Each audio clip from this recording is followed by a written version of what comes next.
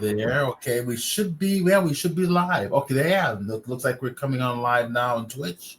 Good. We are there. Let me test make sure the sound is okay. Live now. Yep. Sounds good. Sounds I like can hear you yeah. through your microphone. Yeah. All right. Let's see. I want to put me more in the middle. So what is it like that? Turn it that way. Okay, that's good. That's good. You'd have a crack up if you saw what I use for a camera stand. I mean, this camera was not designed for. My camera stand's cool. It's got three articulated legs coming out of a camera mount. My So camera I can set it on the desk and adjust it however I want. Since I use this is not. This has no screw mounts or anything on it. It's just a piece. In fact, the actual unit itself is no more than this thing right here. And the reason why, and I made this originally as a camera, for my 3D printer. Right. And so the case is 3D printed. Okay. But the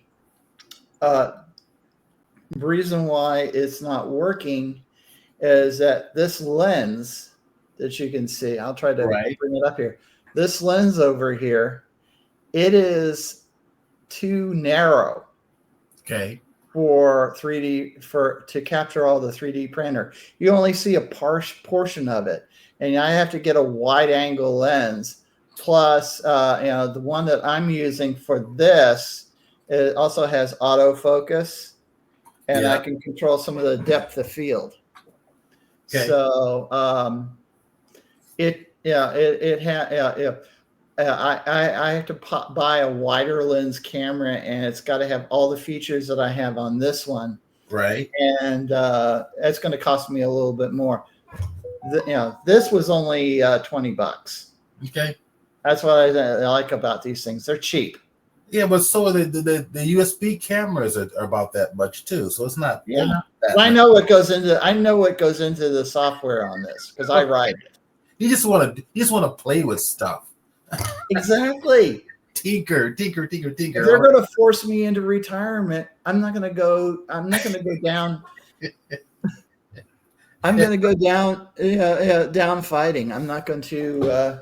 Artists don't retire ever. Our artists keep creating. Neither do engineers. Yeah. No, engineers do retire. Oh, they definitely do retire. I mean, they work their butts off for companies for decades, and it's kind of like they're retiring. Not in my family. My dad was a tinker. My dad was a big DIYer. Yeah. Before that was cool. My grandfather, you should have seen, he actually built his garage door opener out of wood and an old, washing machine motor. Right. It was cool. I mean, he was an engineer deluxe, Right. He worked for Pittsburgh. He was an engineer for Pittsburgh Plate Glass. My dad did a lot of cool things, including nuclear subs and all that stuff. And I worked for the DoD. So Parsons is here. Hey, Tim. Okay, Tim, we'll give you the link. Let me give you the invite link for anybody who wants to join in live. Let's see. Let me put it in the chat box now. Outshadow me. To join in live, let me spell everything right here. To join in. I can't even type today. Gosh. To join in live. There we go. There you go. So that should be, let me highlight this. To join in live, come on live for us here. The link works. Yeah, the link worked. We've got people jumping in. Welcome, Tim. David's messing with you. Oh. We don't hear your voice yet, Tim, but I'm assuming you're getting your microphone set up. Welcome everybody. God. Welcome. Hey, I'm also going to put the link to the Twitch channel here So if everybody would copy this and send it to all of your Lightwave and Blender enthusiasts, there we go. So this is the direct link to our channel. And make sure, if you're not subscribed to our channel, make sure you do that. Or I guess the proper word will be subscribe. So it's where you are notified every time I'm on. You will get notification. So welcome. Hello. We've got Buster X66. Welcome. We got a bunch more, but they're not showing up under the community. But but the numbers are going up in the numbers section, but the community is not showing them. So I'm assuming that's because they're not chatting in the chat box. So you know what? For fun, put in the chat box where you're from, what the weather's like in your area. I'm in San Diego now. And Tim is back. I will add Tim to the stage. Testing. Can you hear me? There it is. We can hear you. All right. Perfectly. I think you tried to one-up me. Welcome. Look, David we see David now. Yeah. I really had to go through some real hacking to get this thing to work. And like I say, it's one of these. If you've ever seen these things, you buy them in electronics. I buy these at this thing called Vetco in Seattle for $20. Right. Surveillance, huh? I originally bought them for a camera for my 3D printer. Yeah, hold that up to the camera again. So everybody can see it. There we go, right in the middle. Yeah, isn't that interesting? Called ESP32 Cam. Yeah. And they're available through these are made in China. Okay. By Expressive Technology. Warning, Will Robinson. Warning. It will cost you about 10%, almost twice as much as it did before, because of tariffs. But they're cool cameras. The only thing is that this lens is about the closest representation I have. This is actually the physical camera. This is actually the physical camera itself. Okay, so Alexander V just mentioned he's getting feedback sound. Let me try. Well, it went away. It just went away somehow. Oh, you know what? Tim Parsons muted his microphone. Yeah, must be me. It must have been him. Okay. I'm not hearing it now. How about now? Yeah. Do you have something going in the background? Like something like another video playing or something? Oh, there's a TV running. That's what's picking up. It's picking up your TV. Yeah, to make things quiet. The microphones we get nowadays are powerful. They pick up stuff way in the background. Yeah. I have a reduced mic background noise on. Let me turn that off. See if that makes a difference. He says now Alexander says it says there is a echo. Yeah, I'm hearing kind of an echo in the background. I think that's his television in the background. Are you talking about like a reverb or something? I'm not hearing a reverb, by the way. I put this into silent mode, but if I did, I wouldn't be able to hear you. Huh. Yeah, I'm not hearing anything. The only thing I could do is put on some headphones, and then you'd delayed reverb. Yes, I'm not hearing any reverb at all. Is anybody online getting a reverb on their ends? No. I wonder if he logged into your StreamYard thing and has Twitch running at the same time. No, he's not in StreamYard. It's only 3 of us in StreamYard here. No. So there shouldn't be. Yeah, I don't know what to tell you on that one. I think you might want to consider maybe jump out and jump back into the room. Maybe that'll clear up the sound issues if you haven't sound. I think you're the only one getting it. Nobody else is getting it.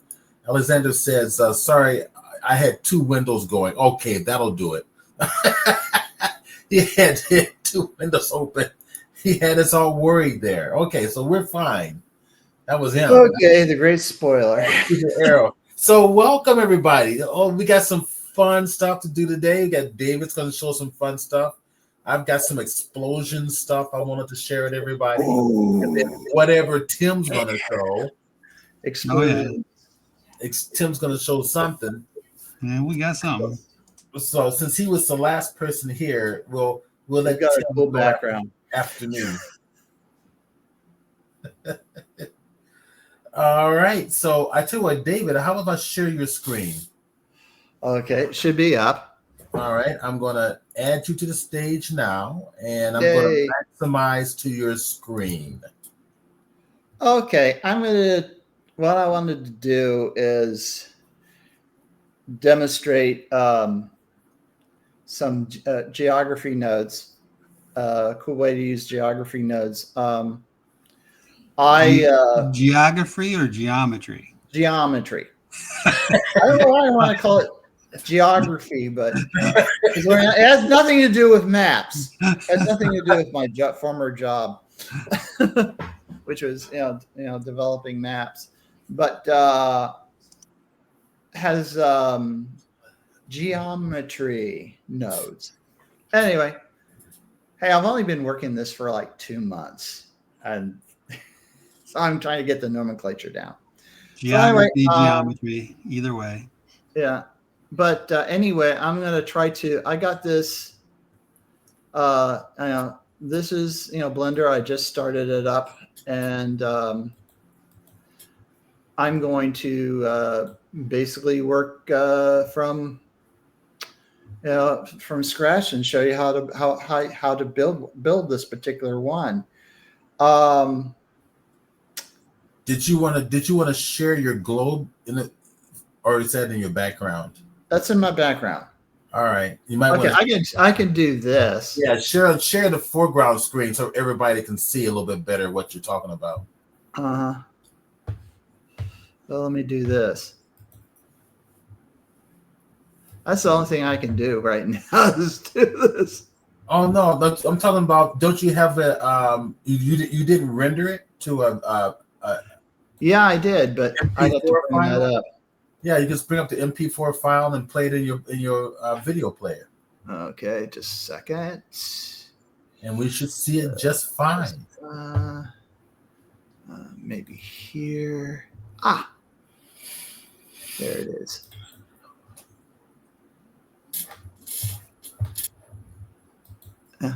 That's it right there. Oh, that's cool. That's the finished version. Done in. This was done in cycles. Yeah, keep it rotating. Yeah. Where hide that and do that. There we go. All right. This was done in cycles. There's a lot here that I probably won't bring into this discussion because I would eat up all the time for today and probably then some. But if you want me to go further with this, maybe in the future I can do something in the future that is or maybe I'll have something even better. I also have, let's see, let me kill this and go over to, let's see, patterns, movie. I also have this, and this is very cool. Mm-hmm. This is basically there's a way in there's a way in graphics in graphics nodes that you can bring in a grid of just about anything you want. And basically what I did is I brought up a bunch of spheres. And this is basically a grid of spheres, and I'm using a noise. Using noise texture to command which ones appear, and everything else is just basically,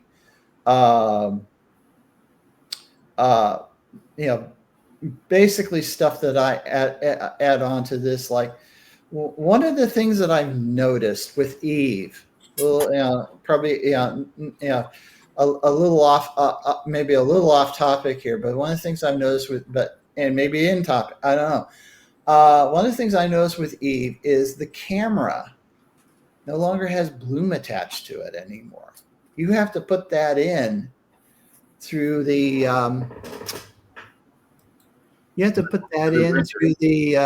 compositing. So I'll give you a quick view of it. Let's see, plasma circles.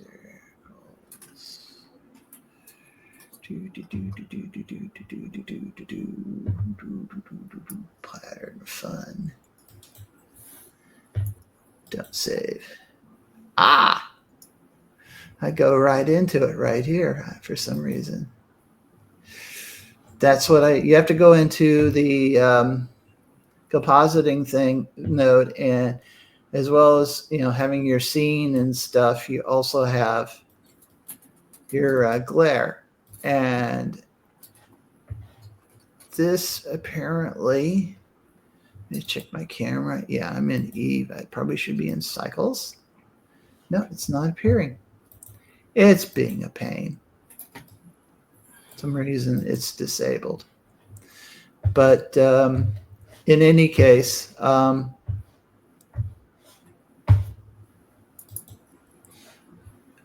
that's let me bring up another instance of Lightwave, a Blender,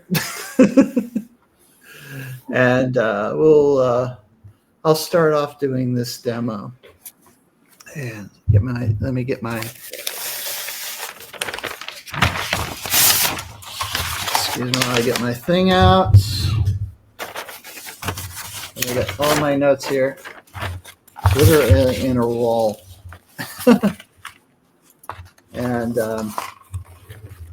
for me to I always write a syllabus for my training plan, and this one's made up of pictures that I took of right off of Blender. And anyway, I'm gonna go take this cube and delete it. We don't need it, but we're going to put something in there that we can start our geometry nodes with. So I'm going to go over to and go add, and I'm going to add a plane. And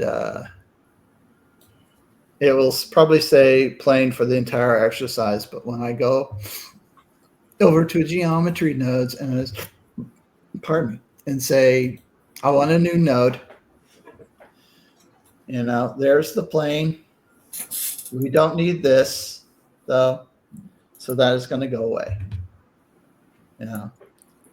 First part of lesson 1. Instead, in its place, I'm going to put in, I'm going to do this the right way. I'm going to go Control A, and I'm going to go ISO and put in a isosphere. And we're going to plug it in. Oh, and by the way, if you hear any noise in the background, the neighbor across the wall, he's in the process of moving out. He got his notice from government. I'll leave it at that. So anyway, but back to the subject here. Now you see I got a little isosphere or icosphere. I hope I'm pronouncing that right. I'm going to add a subdivision to it. So it looks like this, and this is very important in how this appears. I'll try to zoom in here. This is the wire arrangement over here is very important. because of what I'm going to do. I'm going to do to get one of the desired effects here. I'm going to go do a Control A and ask for do a separate geometry. Separate geometry. And I'm going to put it here. And then I'm going to go over and get a random value. Control A.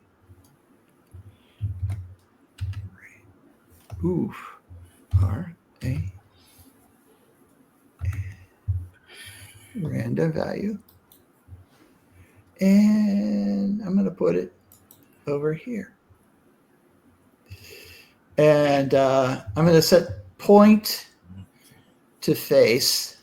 So we're going to be controlling the face of this graphic, this thing. It looks like we're controlling all the faces of this object that you see here. And the selection is going to be decided using this random value. And right now it's set to float. We don't want to use float. We want to use Boolean. So we set the thing to Boolean. That makes life a little easier for us. And we go over to here and we put the value into selection. And as you can see, I rotate this thing, some of the panels have disappeared. Now I'm going to bring this up because I want to bring this down. Now, in the end, I'm going to use both the selection and the inverted of the selection. But I'm going to do it in a very, a very odd way. I'm going to go over to, and I'll go back to here. I'm going to go over to for starters, I'm going to go and select it's going to sound very twisted. I apologize. A join geometry. Put it here. And then I'm going to take the inverted of that. I'm going to put it here. And it looks automatically like I've done something stupid. But trust me, this will look pretty cool. I'm going to go now, and my next mode I'm going to pick out is a thing called Subdivide Mesh. So I'll go grab that. Subdivide Mesh. And I rehearsed this before, so some of these things are going to come up real. And you can see that stuff is sort of changed here. Even though it looks pretty normal here, in the wireframe mode, you notice that it is changed. And the reason why, and you can notice, because I'm subdividing the mesh, you can see that I'm actually affecting some of this this stuff with mesh. And the next thing I'm going to pull, I'm going to leave this at a level 1 for the time being. And the next thing I'm going to add to this thing is I want to triangulate some of the nodes that you can, some of the some of the faces here. And not that it isn't already triangulated as it is, but this will fortify it, because after I do triangulate, I'm going to do dual mesh, and dual mesh likes it when everything's in a triangle. And so we'll go ahead and do that. Control A, go triangulate. Triangulate appears right there. I'll put that there. And right now, by default, everything is set. In fact, the minimum value is set. And this right now, this doesn't look very much. And I don't think it appears any different, but bear with me. There is more. I'll bring this out again, and then I'm going to bring in the reason why, but the reason for all this madness is I'm going to go over and get a dual mesh, add the dual mesh mode, and it will change things quite dynamically. At least I hope it will. Well, there is a couple things I'm going to do before I go do that. And it's just as I looked up here, I'm going like, my modifiers are pretty bare right now. I need to add some modifiers for all this to appear. And this is when my Spidey sense says, David, add them now. Because the first one I'm going to add here and to this thing is I'm going to add wireframe. And there you go. And now you're starting to see right here part of the reason why I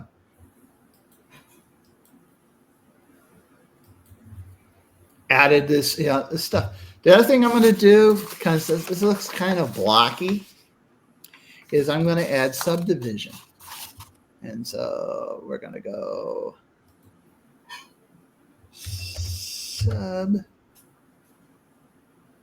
subdivision surface. And that adds a little more. So there's one thing I forgot. I forgot to add boundary. I think that will make it look a little better. Yeah. And let's see. Let me look at my notes here. Boundary. Oh, yeah. I'm going to set this to 2. So,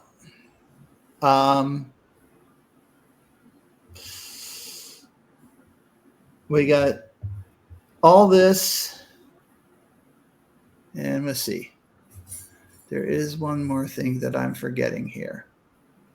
And well, I'm going to go ahead and add. I'm going to go back to this, and this is always the hardest part for me. How do I get there? I'm going to go over and add. Go ahead and add the dual mesh, just for grins.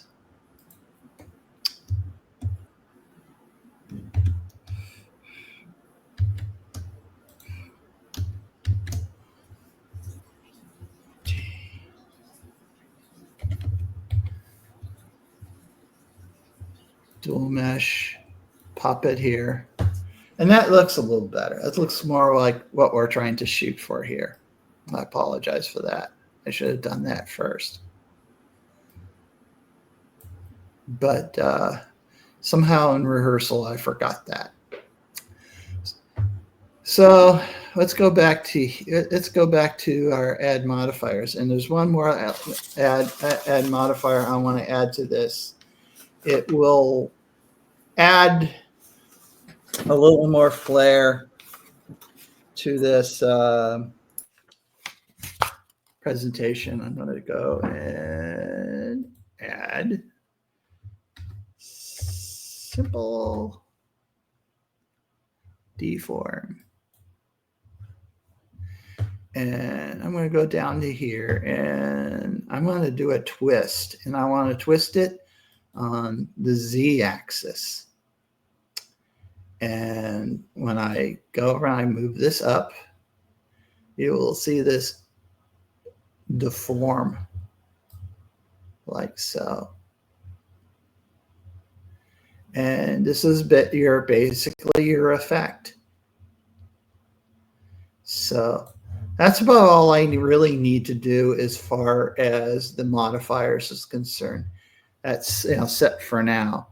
So we can go back to our geometry node here. And we're going to go Well, one of the things that we want to do. Yeah, one of the things we want to do is we're going to end up animating this. And I want to show you that. To do the animation, I'm going to add Control A, transform geometry. And this will give me the power to go in here and rotate this either by the Y or the X or even the Z. You sometimes want to, this will basically give you your control. And you can also go in here and control the size, the scale of this, which is very important, because one of the things that I want to do, well, I think one of the things I'll do first is just to smooth everything out here, is to add a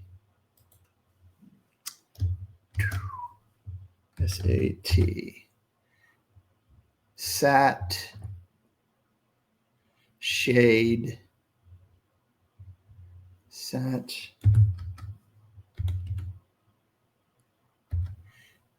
smooth.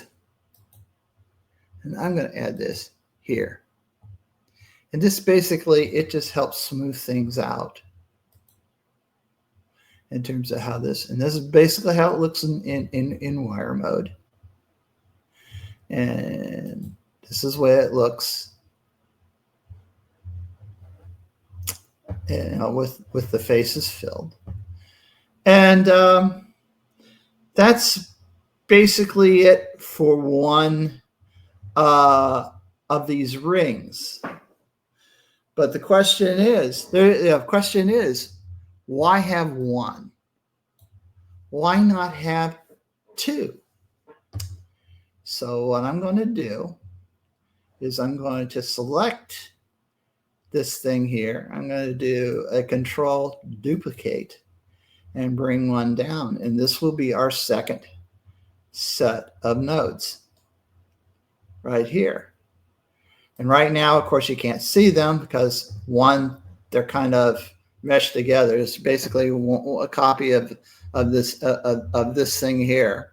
And two, of course, we got to join them. So we're going to go over and do Control A, add another join, geometry, put it here, and put this over here. And then what I want to do in here on our second geometry, since they're both meshed together, I want to go here and grab all of this. Oops.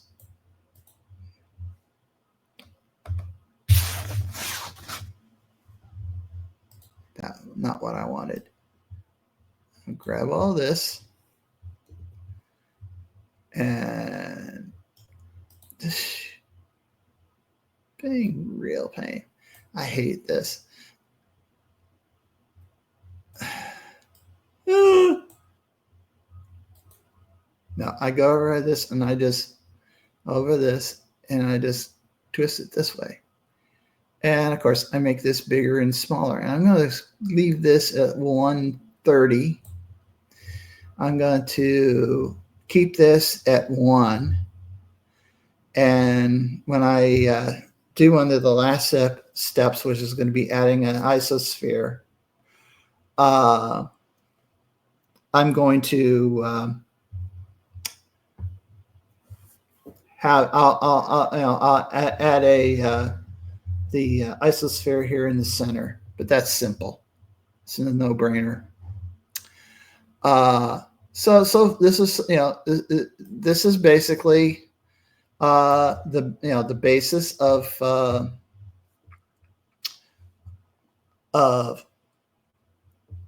your this futuristic web, for lack of a better term, and we have the ability to animate it, one of them. And then we have the ability to animate. Oops, wrong one. Sorry. What happened? I did something wrong.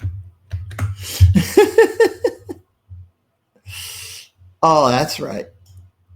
Let's go and animate this one. I know something was bound to go wrong when I do a demo. But you can see that these things move independently of each other. Now, the next trick that I'm going to perform, well, first of all, I'm going to rearrange this a little bit different and set this a little different, and similarly maybe with this to make it so they don't echo each other that much. And there. And now what I'm going to do is I'm going to set this up for animation. And I'm particularly using the transform geometry. I'm using it for scale, position, and position. Of course, I'm not going to touch the transformation on this, but I will. Let me try to make this big so you guys can see this. I am going to control the rotation in animation. Now it's really not that hard to do animation in Blender. It's a lot easier than you think. Yeah, it does look like Klingon. Very good observation. And I use it basically for this is the way I'm using this to help build my bosses for my game. And I guess what I'm going to end up having to do is hardwire all the modifiers into a structure and export them as independent objects, and it will be rotated potentially with in the game engine. But I'm going to do a quick animation thing here, and I'm going to start off by right now I got set to 1. I'm going to set this to 0. 0 tends to be the base of when you set things up. When you initialize everything to where you want it to start, you don't start at 1. You usually start at 0, or at least that's what I've been told. So I'm going to set this up for 0, and I'm going to go to the first one here, and I'm going to set this up to 0.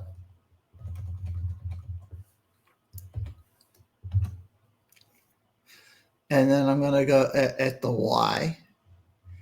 And I don't know. Steve, maybe you can decide for me. Do you want me to rotate on the Y, or do you want me to rotate on the X? Can you do both? I could do both, but I don't want to freak these people out. Oh, they like to. I could try. It may fail. Yeah, they like scary movies. Okay, we'll do both. Well, let's see. Well, let me take a note here. And whoops, got my darn it. There's a scary movie for you. I lost my camera. There we go. I'm down.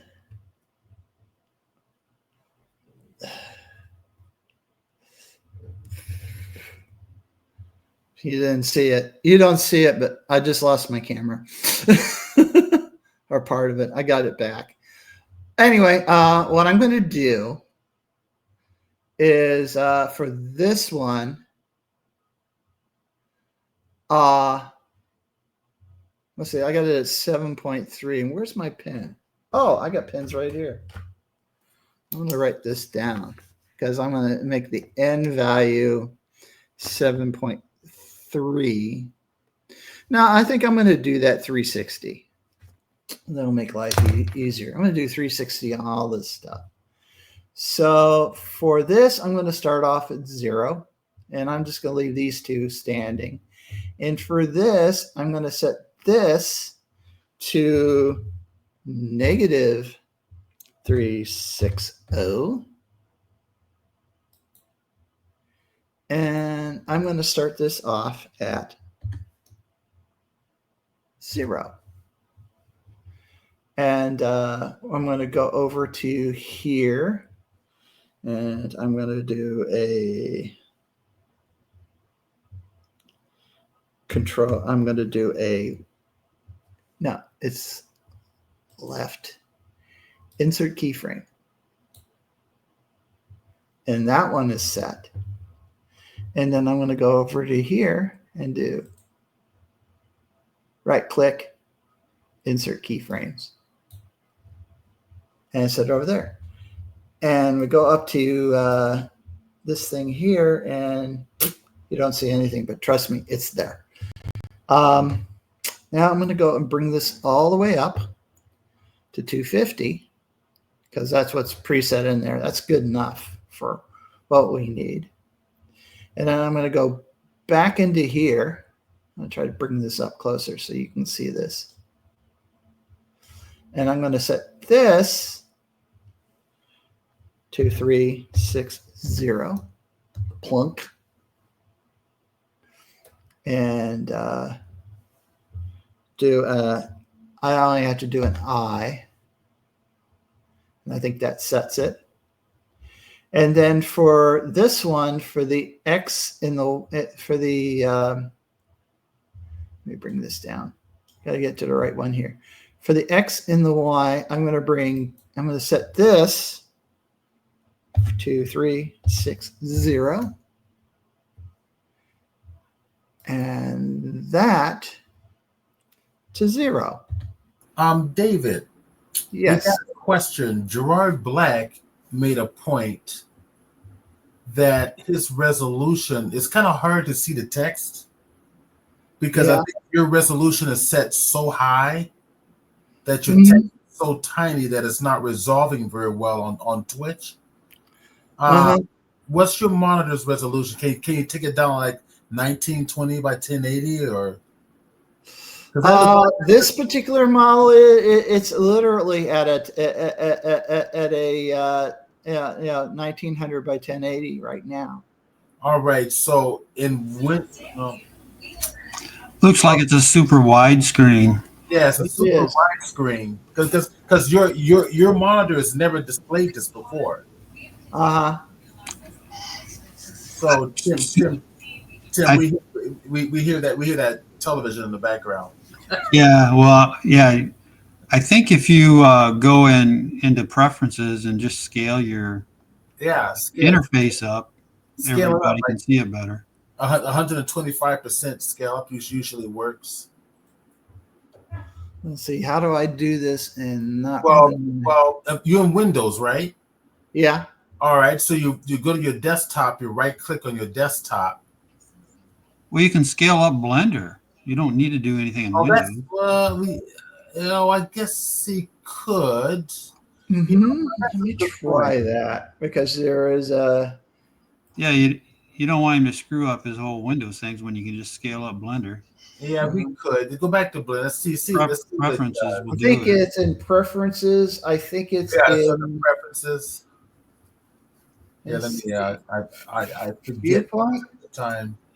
It's under preferences. It's up there at the top. Interface, I think it is. Yeah, interface. Interface. All right. Then the resolution scale at the very top. Bring it up. Resolution scale at the very top. Mine says, there it is. I'm at a 235. You at what? 3.35. That's better. Okay. Can you all see that? Yeah, I think that's better. So maybe our audience can chime in. Audience? So Verdict? Gerard, how does that look? Does that look better? You know, what you might want to do, David, is take a screenshot, or not a screenshot, but just get it to where everybody can see your GeoNode setup, and then they can go back later when it's on YouTube and look at the setup and, you know, kind of recreate if they want to work with it. Yeah. Well, this isn't bad for me because I can see it. I don't need my glasses anymore. Yeah. Yeah. So Alexander's suggesting zooming in where we see the numbers, but on Windows it's kind of tough to do that. Mac has a nice zooming functionality, but I don't Windows have Mac, doesn't, unfortunately. Sorry, I'm not into the. You know, I didn't join the Mac not mafia. No, we're not suggesting that. I wouldn't. No. If anybody, hey, you know what? I have a Patreon page. If anybody wants to give me the money to buy a Mac, I'll set a thing up there for it. No. You know. Okay, you can go onto my Patreon and just give me money, and if there's enough votes for it, I'll switch over to Mac. I'm not ashamed to do so.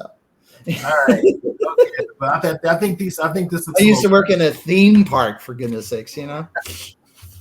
All right, take it away, David. This looks a little better, I think. Okay, I'll do my best with this. Okay. So anyway, like I said, I reset these values. I have not cast them in the animation yet, and I got to do that by hitting the I key. You know, I key automatically sets that. And now we go back to this, which I kind of have to do because we should see. I did toggle the timeline here. You should see this move. That's nice. And yes, the X didn't work. And that was a good thing to bring up. You know, that kind of adds a little spice to this. And that's basically the effect. The only thing that I wanted to add, if I have the time, is the isosphere in the center. And that's easy to do. You can basically, I could do that in layout. And basically what I do is go to Add, Mesh, Isosphere. And I want to go into here and I want to make the radius just a little less so we can see our webbing. That's the word I was looking for today, the magic word, webbing. And I'm going to do the subdivisions. I'm going to bring this up. I like to bring this up to a 6 so it looks like a sphere, a proper sphere.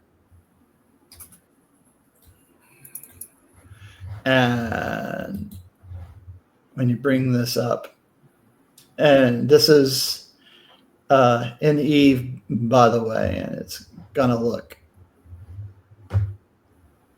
It's still, you know, it's you know, shadowing is still gonna look pretty, you know, pretty sad in Eve, despite the fact that it works real time. It's even worse in cycles. I worry that I bring this thing into cycles that I might crash the system, or at least the program. So I don't want to probably do this. Well, yeah, why we got it, we might as well go in and I'm just going to do a little bit of. I'm going to do a little bit of add some material to this stuff, but I want to kind of emphasize the fact that in geometry nodes, go back here, the thing appears. There's one thing you got to do, and I haven't showed it to you. There's one more node I got to add, and that is basically Control A, set material. And that is because we want to be able to assign a material to this geometry node, to this conglomeration. And I kind of hate to call it that. What do I call this? W-E. I'm going to call it webbing. And let's see. So now I have this set. I can go over to the down to here and assign myself a new material. Go back here, make sure the material is set to the thing, and I can give it. I'm going to turn around and I'm going to give it a color. I'm going to do this as a. Let's do this as an orange. Let's bring the metallic up a little bit so it has a little glimmer to it, and we can see a little reflection. And I'm going to cut the roughness down. So when we get down to here,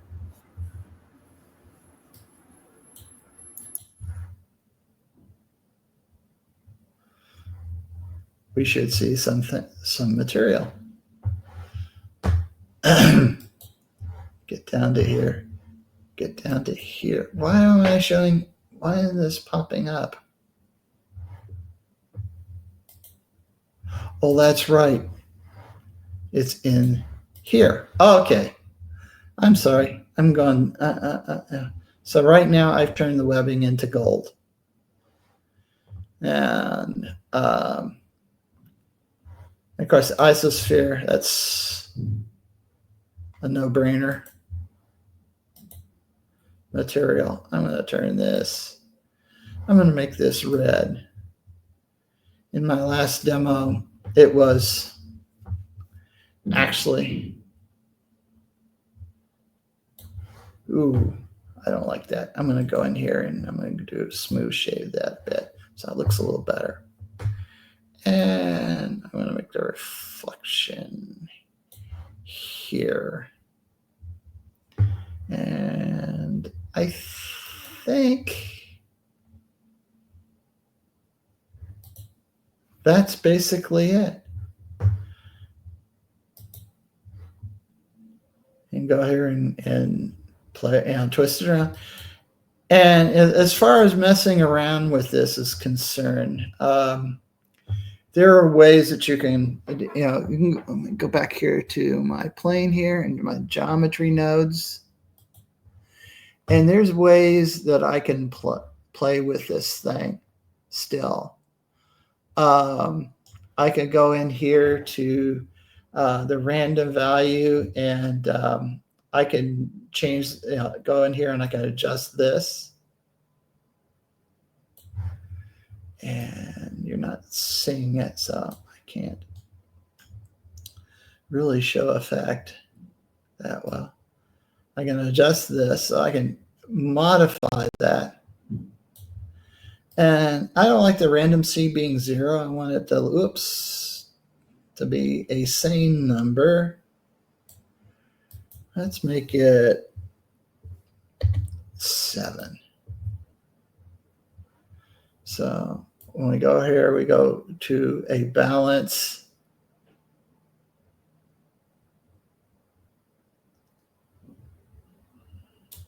Over here, and why just will not play with this? Let's play with that.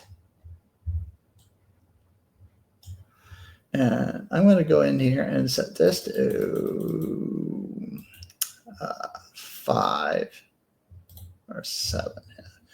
And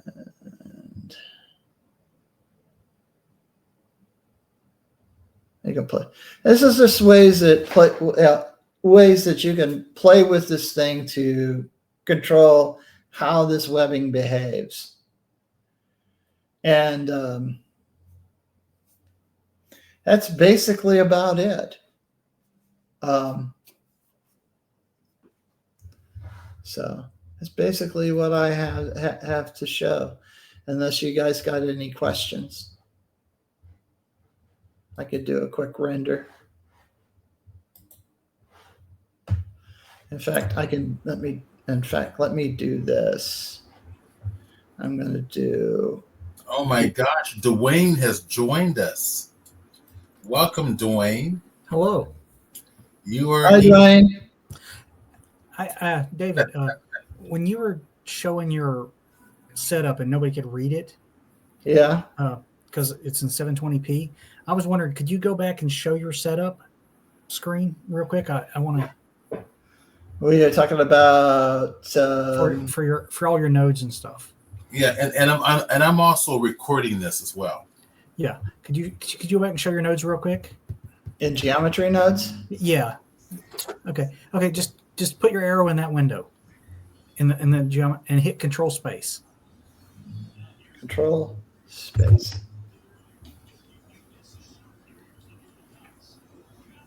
I thought that might be a little bit easier for people to read since it takes over your whole screen. Well, the only trouble with that is when you shrink it down, it still has the same problem. Yeah, well, when you shrink it down, shrink, I have to focus on individual, and I have a bit of a problem showing a cause and effect. Yeah. People want to see. I just wanted people to be able to see the node setup. That's all I was curious about. Uh-huh. But Control Space will get you back out of that, by the way. Uh-huh. But I want to show this. I want to show this screen over here. It's a little difficult for me. It looks like your monitor is showing ultra wide view. It is. It's an ultra wide monitor. It's a new monitor I have.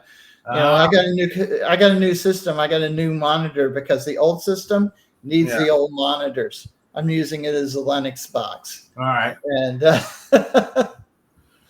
for print now I'm a teacher, right? So I have to not use ultra wide view for that purpose because it makes it real difficult for students to see stuff. So I don't just kind of switch your screen back to more of a when you do presentations on Twitch, switch it back to a standard view that 1080 by 1040 or whatever, standard monitor views. Mm-hmm. Instead of the wide screen. So wide screen looks nice in person, but not for presentation. Yeah, I use it because when you're, particularly when you're doing stuff in Blender, it just gives you that little extra room. Oh yeah. And you should. No, you're doing the right thing, but not for presentation. For teaching, it's a problem, but for workflow, it's ideal. David, if you could make that right there full screen, and if Stephen could make the thing, get all the presenters off, and so everybody could just kind of see that. Yeah, there you go. And make that full screen there, David. There you go. And zoom in as much as you can without losing anything. And for the users out there, And now maybe through on YouTube, we can pause it and look through there and see kind of what you. Well, if you want to, I could always put a picture of this. I got a picture of this. That's what I'm reading, working off of. I could always give you that either on Facebook or on. Just send it to me on Facebook, and I'll send it to everybody on the mailing list. Yeah. Okay. That would be good. But that's the basic setup, and right there, and to kind of go over there, I got set material here because I want to add material. I have two things, and by the way, there is no limit on how many of these you could put up. Well, maybe there is because you're slowly but surely this is going to tax your computer. But particularly when you're in cycles, I've had some cases where I've actually crashed my system, my new system, right, in cycles. I've crashed Blender, right, and it's not that hard to do. When I do, let me get out of this.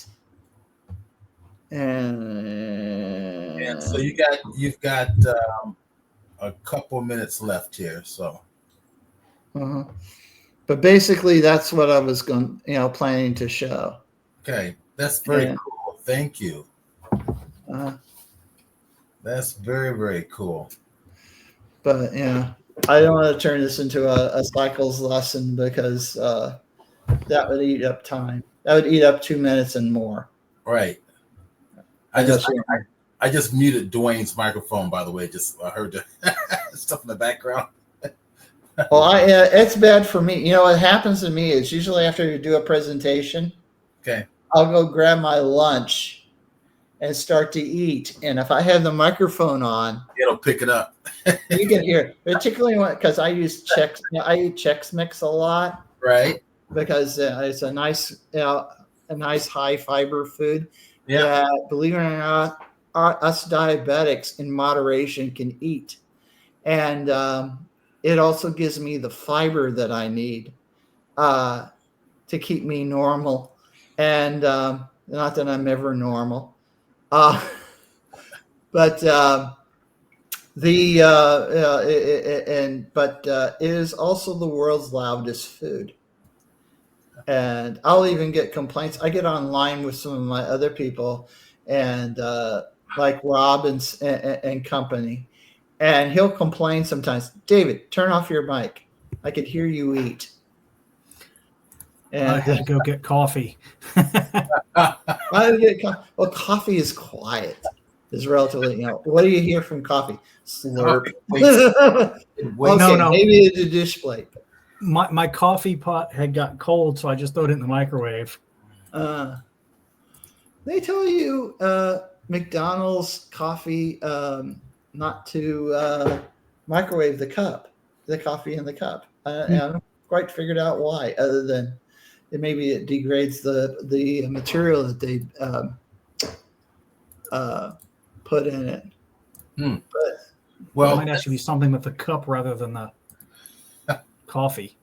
Well, you just put it in a microwavable ceramic mug like I have, and put it in, heat it up. But the other thing I've noticed is everybody noticed that you cannot get a latte at McD's anymore?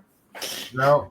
I've always thought McDonald's coffee was low quality anyway, so. Yeah, I'm a poor guy, I live on donations. So. All right, so David, thank you very much. We're going to move on to the next presentation. You take care. We're getting off topic, so stick around. Stick around, and what I'll do is I will thank us. That was fun. That was a lot of fun. So David's going to send me the screen capture, and then I'll get that off to everybody else. So all right, so next in line, I figured I'll go ahead and do something on explosions, and then we'll bring in Tim Parsons, and then we'll bring in Dwayne, since Dwayne's kind of the last guy jumping into the room here. So mine is going to be a fairly short tutorial. I should be able to do it fairly quickly before we do a 15-minute break. And let me just go ahead and share my screen.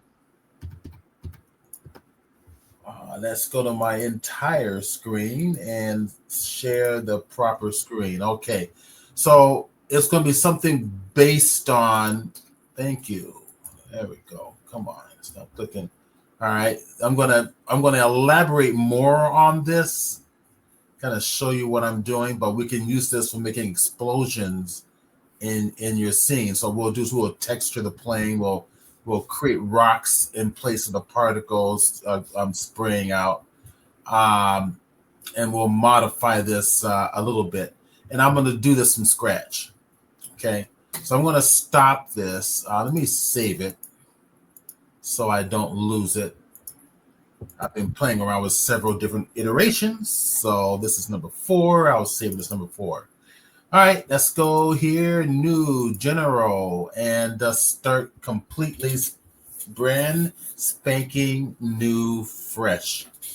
Okay, let's have some fun. So anybody has questions, just put it in the chat box, and I like to get that little dialogue going. I'll be happy to answer questions right along the way. Let's go ahead and bring down a plane for a ground. So Shift A. All right, go to mesh. I'm going to bring down a plane. I'm going to bring down a UV sphere next. That's going to be our emitter. So all this is going to be based on particles. The plane's going to be our, it's going to be the collision object. Shift A mesh. Let's go to our UV sphere there. Okay, so oftentimes when we make an emitter, we're having particles have a tendency to spray out in a very linear fashion. And then, of course, we can modify how it actually sprays out from that emitter by using a variety of the adjustments that you have for your particle emitters. One way to kind of get that randomness in terms of the directions that the particle spills out in is by altering the shape of the object that is the actual emitter. So I'm going to reshape this emitter.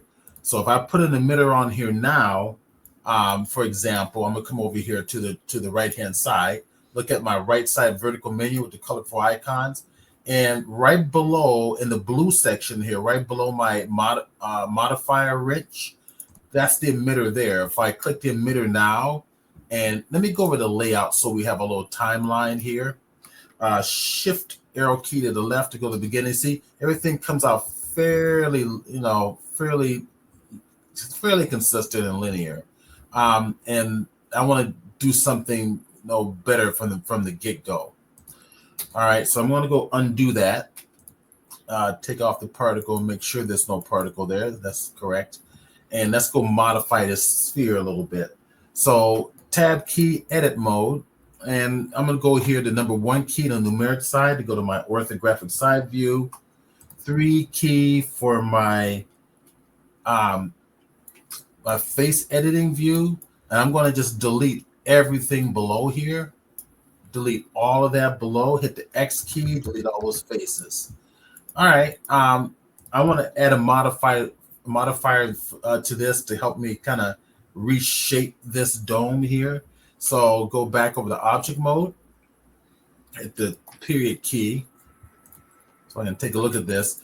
All right, in relationship to my ground is real tiny. Select the ground itself. And what I'm going to do is hit the S key and just scale it really big like that. There we go. I'm going to mute some mics here so I don't hit a clicking in the background. So there we go. So Control A, rotation and scale. So I'm applying that so that size is set in stone in Blender. Okay. From here, grab that dome and let's go reshape it. So let's add a subdivision surface to this. So the general subdivision sub-Ds are right here. I want a level of 3. So it's essentially just subdividing it and smoothing it out. So let me get out of X-ray mode. See, if I turn it off, you can see what it was originally. Turn it on, subdivides it. I'm going to go a second set of subdivisions and a third set of subdivisions to make it nice and smooth. For the render as well, I'm going to set that also to 3. And now we're going to, now that we got extra subdivision surfaces in here, they help us kind of mold this shape into something different. We're going to add a displacement. So going over to my modifier, go to my deform right below the general tab. I want to displace because we're going to, it's a deformer. So we're going to go to my displace. I accidentally hit the wrong thing. Let me go back, deform and displace right there. So it went big, right? And smooth because there's no texture in there to tell it to deform into something other than that little half dome. Okay, so let's do that next. Let's go get a texture. We'll come right down here on the, again, our vertical right side menu. Very bottom, I've got my texture there.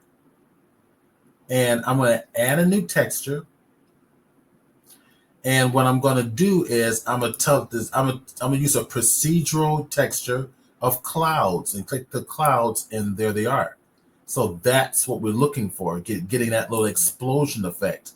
But what this is also going to do is that when those particles emit from the surface of the explosion, they're emitting in all different directions based on the normals of that surface. Okay, so if I go, I've got, this is my texture. I can play around with the sizing, of course, right? I want to keep it kind of spiky like that. I think something like that'll work. And I'm going to go back up to the modifier and subdivision surfaces. Here's my strength. So I can increase the strength so it goes real big or real small. We'll go something like that. Okay. So I think that's going to work overall. So what we're going to do is take this guy and we're going to apply all the modifiers. So I've got a subdivision and displace right up here. My buttons, apply all. All right, apply all. Now it's set in stone. Now we have some real geometry here. I think what I want to do is I want to stretch this up a little bit more, give it a little more of an explosion type of a look. So hit the S key on my keyboard for scale and the Z key for the axis to scale it on and restrict it, something like this. Okay, that works. I can get in a little close, kind of inspect it. Okay, this is going to be kind of wild looking. Okay, we can, and take note that my orientation is at the bottom. That's a good thing. That's exactly what I want. And then after that's done, Command A or Command or Control A. Now that's not Command Control A. It'll be Control A for both Mac and PC. So on the Mac is the control key that's spelled out control, not the command key. So that was my mistake. So Control A for both Mac and PC, rotation of scale, to set that in stone. Okay, now that is set in stone. We have real geometry. And now we're ready to, let's just animate this little guy here, all right? We're going to make a quick explosion coming out of the ground. So we're going to go back to Shift arrow key to the left. Let's hit the I key for insert a keyframe. And by hitting I, you'll see my keyframe inserted right down there in the bottom. That little golden colored, bright golden colored diamond. Now I'm going to go over to frame 5, right?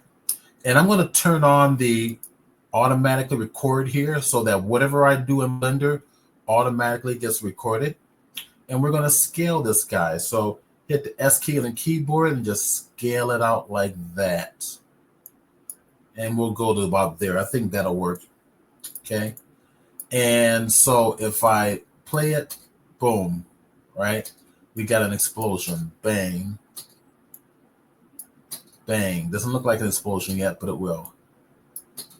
Okay, that's just the basic move. The reason we're doing this is that we're going to get this shape and that movement to make those particles explode out really fast. Right? In the end, this is an emitter. We're going to turn this off. We're never, ever going to see this. All we're going to see is a bunch of particles and rocks just exploding out everywhere. Right? And this is going to help us to achieve that. Okay? That motion. All right. So let's go play. Let me get in low. Let me get in close to this one. Oops, hit the period key on the keyboard, on the numeric side of the keyboard. Now we'll go over to frame 5 for here. Doesn't hurt. And we will turn this into an emitter, and it's super, super easy. You know, my plane's a little bit too small. Select it, S key, bring it out way out there like this. Control A and set that into stone. That's better. That's more what we want. And I think what I'm going to do also is go to the side view, select that, and hit the G key for move, Z key for the axis to restrict it on, and just bring it above the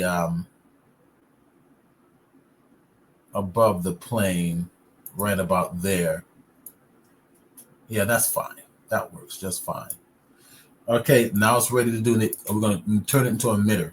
So right below our blue wrench is the emitter icon. It's that little dot with the 3 little dots coming off the side there.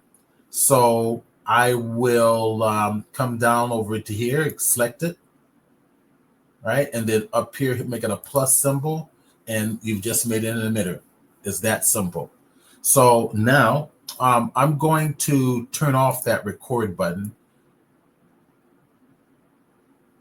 I'll move this on over a little bit so we can see it. So if we play it, we see the particles. See all the particles streaming off of it? Okay, no big deal. So shift arrow key to the left. Let's do like 32,000 particles, and boom, and there they are. The particles are falling off there.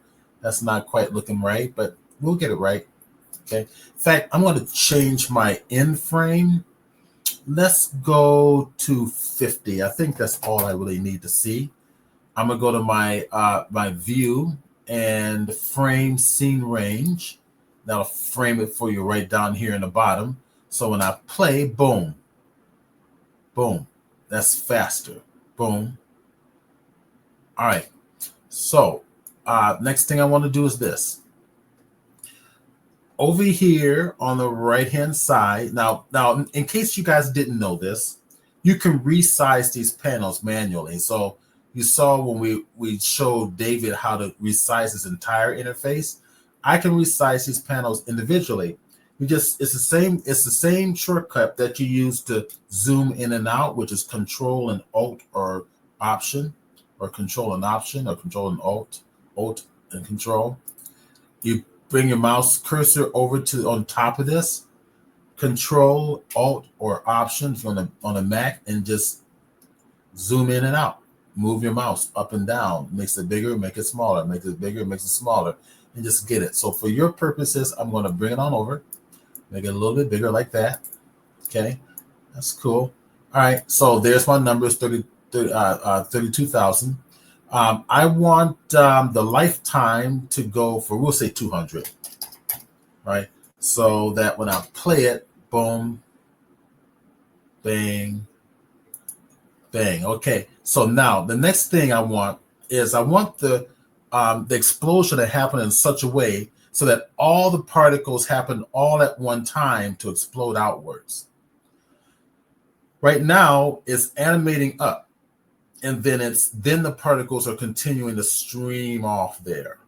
And that's not what I want at all. So what we're going to do instead is come over here to the emission, and the start is on frame 1, and you want it to end on frame 5. Okay, there. That should do it. And if I play it now, boom, there it is. See? All the particles happen at once. At that instant of the explosion, and I'm going to get in a little closer, all the particles happen all at once. So far, pretty cool. All right, now we need more. We got to get some velocity in here, right? So we really want those particles to shoot out of there. Okay, just bring it on down, bring it back a little bit because there's going to be some exploding particles happening. So let's get some distance. So just to kind of take a look at this and see what it's doing. Now, we are going to add, and I've already mentioned it, some velocity to this little guy. Okay. So if we come over the velocity, let's drop it down. And let's give it an object velocity, let's say of 2. All right, we'll say 2. And click it. There we go. See that? Now, what object velocity does is it gets the particles to interact with the emitter. So by animating that emitter going large, scaling high, the emitter is pushing the particles off really fast. It's just shooting them out there. Okay.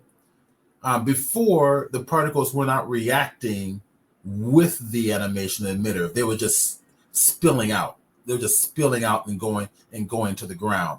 Now that motion actually creates that nice little explosion going on there. All right. So now I want to do something else. I'm gonna stop it. It's not stopping, and I'm telling it to stop with my, let's see, where am I? There, thank you.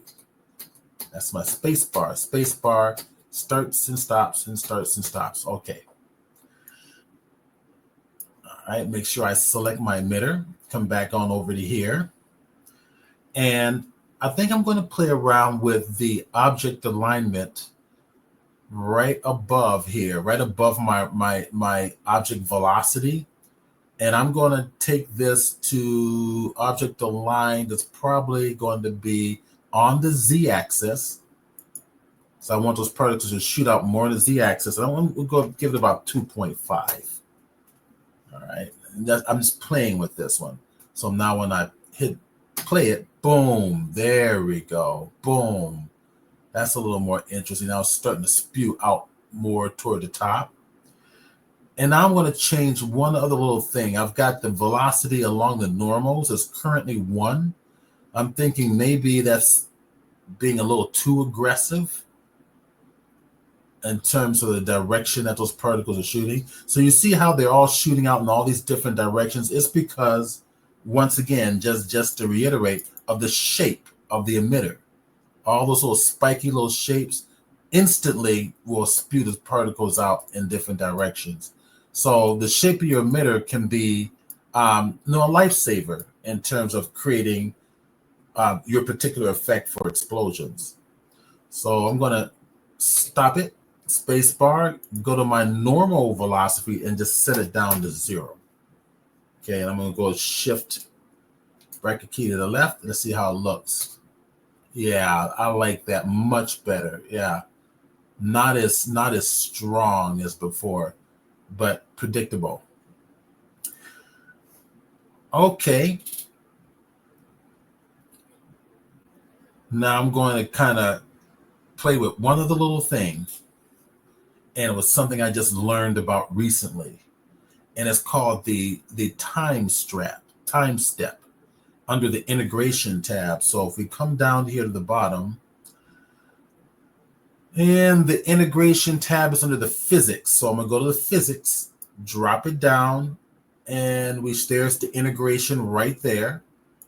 And time step is 0.4 or 0.04. I'm going to set up to 0.07. These are numbers based on something I found on the internet in doing this particular tutorial. And that kind of gives it some subtlety. Okay. I think that'll work.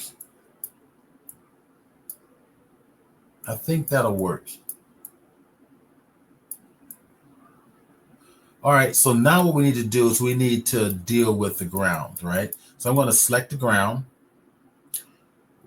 We will go to my modifier, add a modifier, go to my physics, and make it a collision.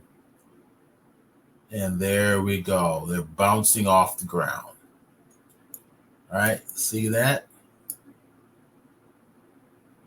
Oh, bouncing off the ground.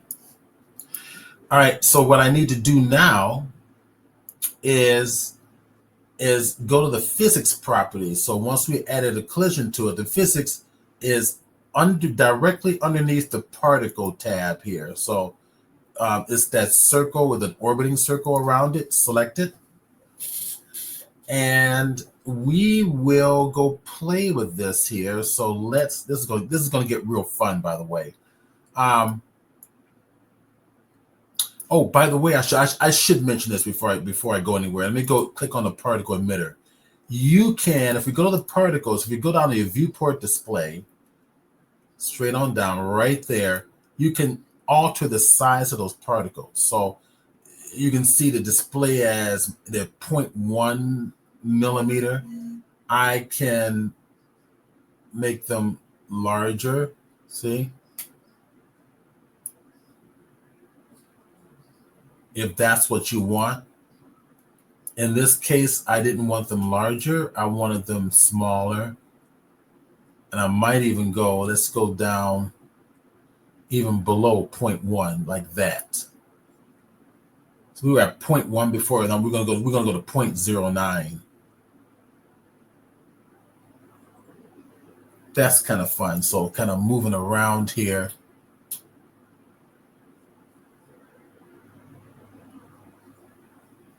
Yeah, that's nice. Okay, so now I'm going to select my surface, go back to my physics tab, and we're going to go play. So we're going to go to our stickiness. Let me do this quickly, and let's add 10 to stickiness and see what happens. There we go. It's starting to stick a little better. Okay, so now we got dampening, which is next. Go right below stickiness. We'll put 1.0 for dampening.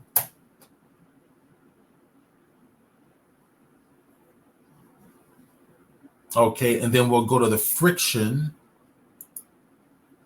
right here. Add more friction. We'll go 1.0 for friction. There. Boom. Now the particles are sticking. Yeah, I'm liking this one. I'm going to save this as number 5,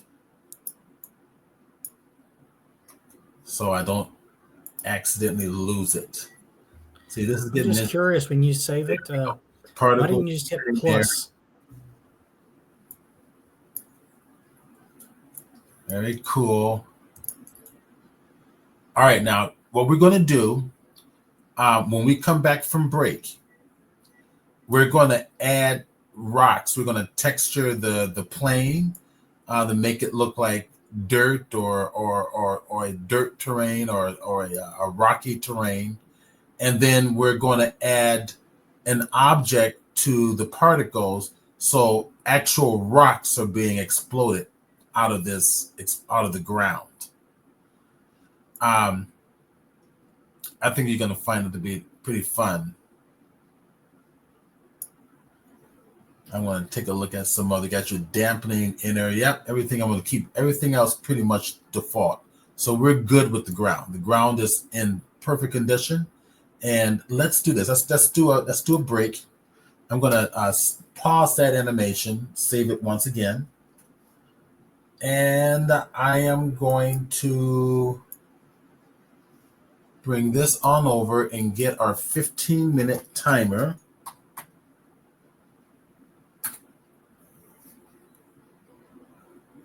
Oh, you know what? This is bringing that Yahoo. I hate that. Drives me nuts. Let me go over to my other browser and grab it and bring in the 15-minute timer through Google Drive, Google search. There it is. I'm going to stop this temporarily. There we go. I'm going to bring that on up to the top. Just kind of reorganize this so that I can bring our sponsors ad in here alongside it. When I actually edit these videos, I'll have a nice little sponsors video in there. But for the stream, we actually have an official sponsor for our stream, and that is really wonderful. Well, if I can go get it here, I keep clicking, being clumsy here a little bit. All right, that's the Lamont's Barbecue. Is an excellent product. It's really, really good. So it's a nice little food product. So summertime is here. It's actually right around the corner. Springtime is literally right around the corner. And yeah, I'm going to kind of bring this down here so I can bring the timer up. There we go. We'll do that for the timer. Bring it up here like so. Cool. You guys can go check that out. Use QR code, click on it, lamontsbbq.com. You're going to love this product. So let's go ahead and start it. 15 minutes. We'll come back. And 15, thank you. There we go. Cool. All right. We'll come back. I'll mute my mic temporarily, and we will come back and finish up the tutorial. And then we'll move on to Tim and Dwayne.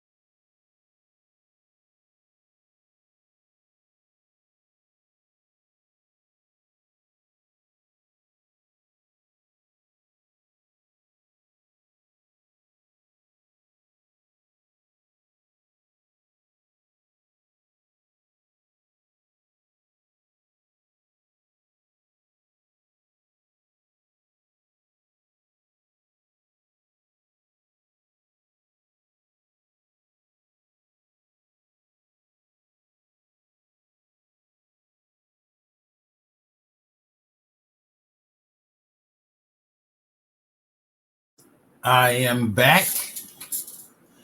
We are back.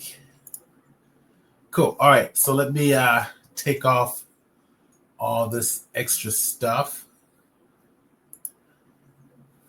All right. So we've gotten to the portion after I went and made my tea. I just got a new coffee maker, which actually I really like. So I had to make some mint tea, actually sweetened with raw sugar and almond milk. It's kind of a nice combination. All right, so here we go. So we got into this portion. Now it's time to add the rocks, add the visual details. I think what I'm going to do is I'm going to use the rock generator to assist me with this. And let's go to Shift A. Let's go to our mesh. And my rock generator is right there, dead center. So I'm going to click it. And I'm also going to maximize my screen. There we go. Make it a little easier to see this. Okay, so we've got a rock generator. Let me get in close. Hit my period key. There's the rock. Right down here is the properties panel, so we can, choose how many rocks we want. I'm just going to do one, and I'll probably do another on top of that. But maybe three of them. Maybe we'll put three of them in there. 3 versions of them in there. In fact, here that 2. Why don't we just do it here? Let's go to 2. Let's say 3. Now it's got them all, and now you can see them on the right-hand side here in the 3D layers. We got 3 different rocks there. So I want to kind of pattern them kind of differently. So let's see, what have I got going? Let's go to the top. We've got rocks deformations. Let's see what else do we have in here. We got some nice little presets. I'm going to go to the preset. And I think what I'll do is do asteroid rocks. Okay, I'm going to bring that down a little bit. That looks pretty good. Yeah, that'll work. That works fine. All right, I'm going to click anywhere. That gets rid of the panel, and it leaves us with just the rocks. So I'm going to select all of the rocks, and I'm going to put them into its own little group and call them rocks. So hit the M key on the keyboard. Tell it to put it in a brand new connection right there for the collection. And we're going to call this one rocks. And I'm looking to see if there's any questions. Nope, no questions. I guess everybody's just kind of watching and enjoying it. So if let's bring it up here. Let's bring it off to the side a little bit. Let's bring it off to the side. In fact, we'll just put it right about there so we can kind of see. Let me grab one rock, and then we're going to spread them all out. Okay. So let's go to hit the Z key on the keyboard, go to our material view. And I want to kind of texture the ground a little bit. I want to texture the rocks very quickly. So I think what I'm going to do is I'm going to go over to our favorite website. Let me bring it on over. And Polyhaven.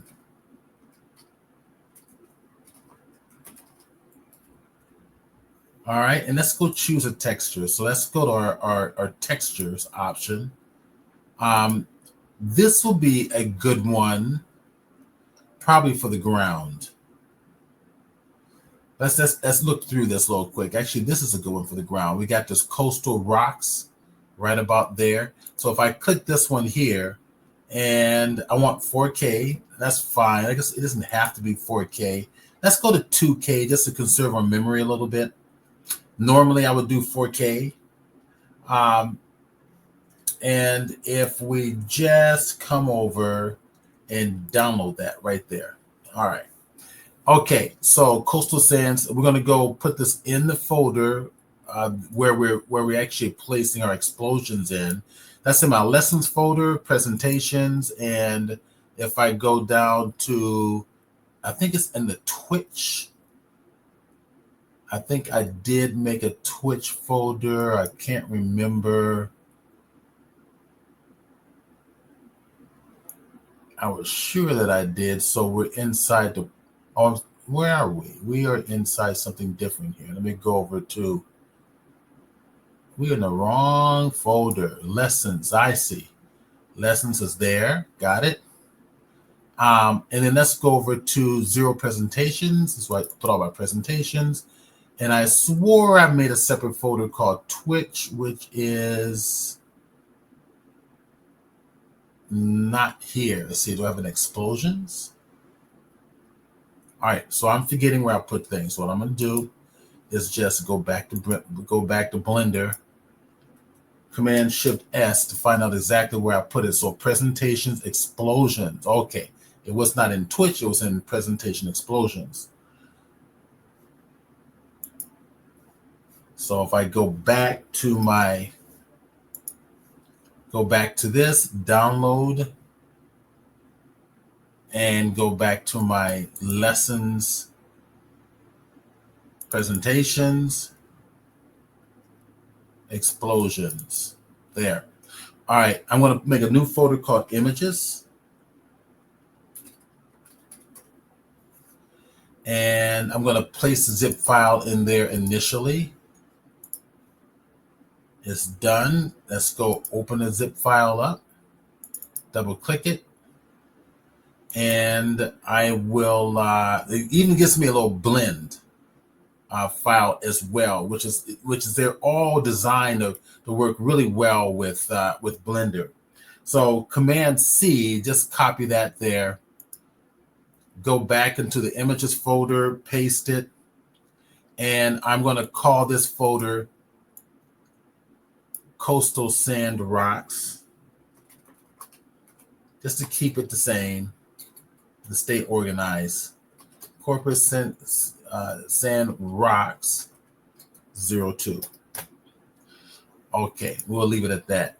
All right, so I'm going to make one more. We want one more of these. Let's go back to Polyhaven here, and I want something for the meteors, right?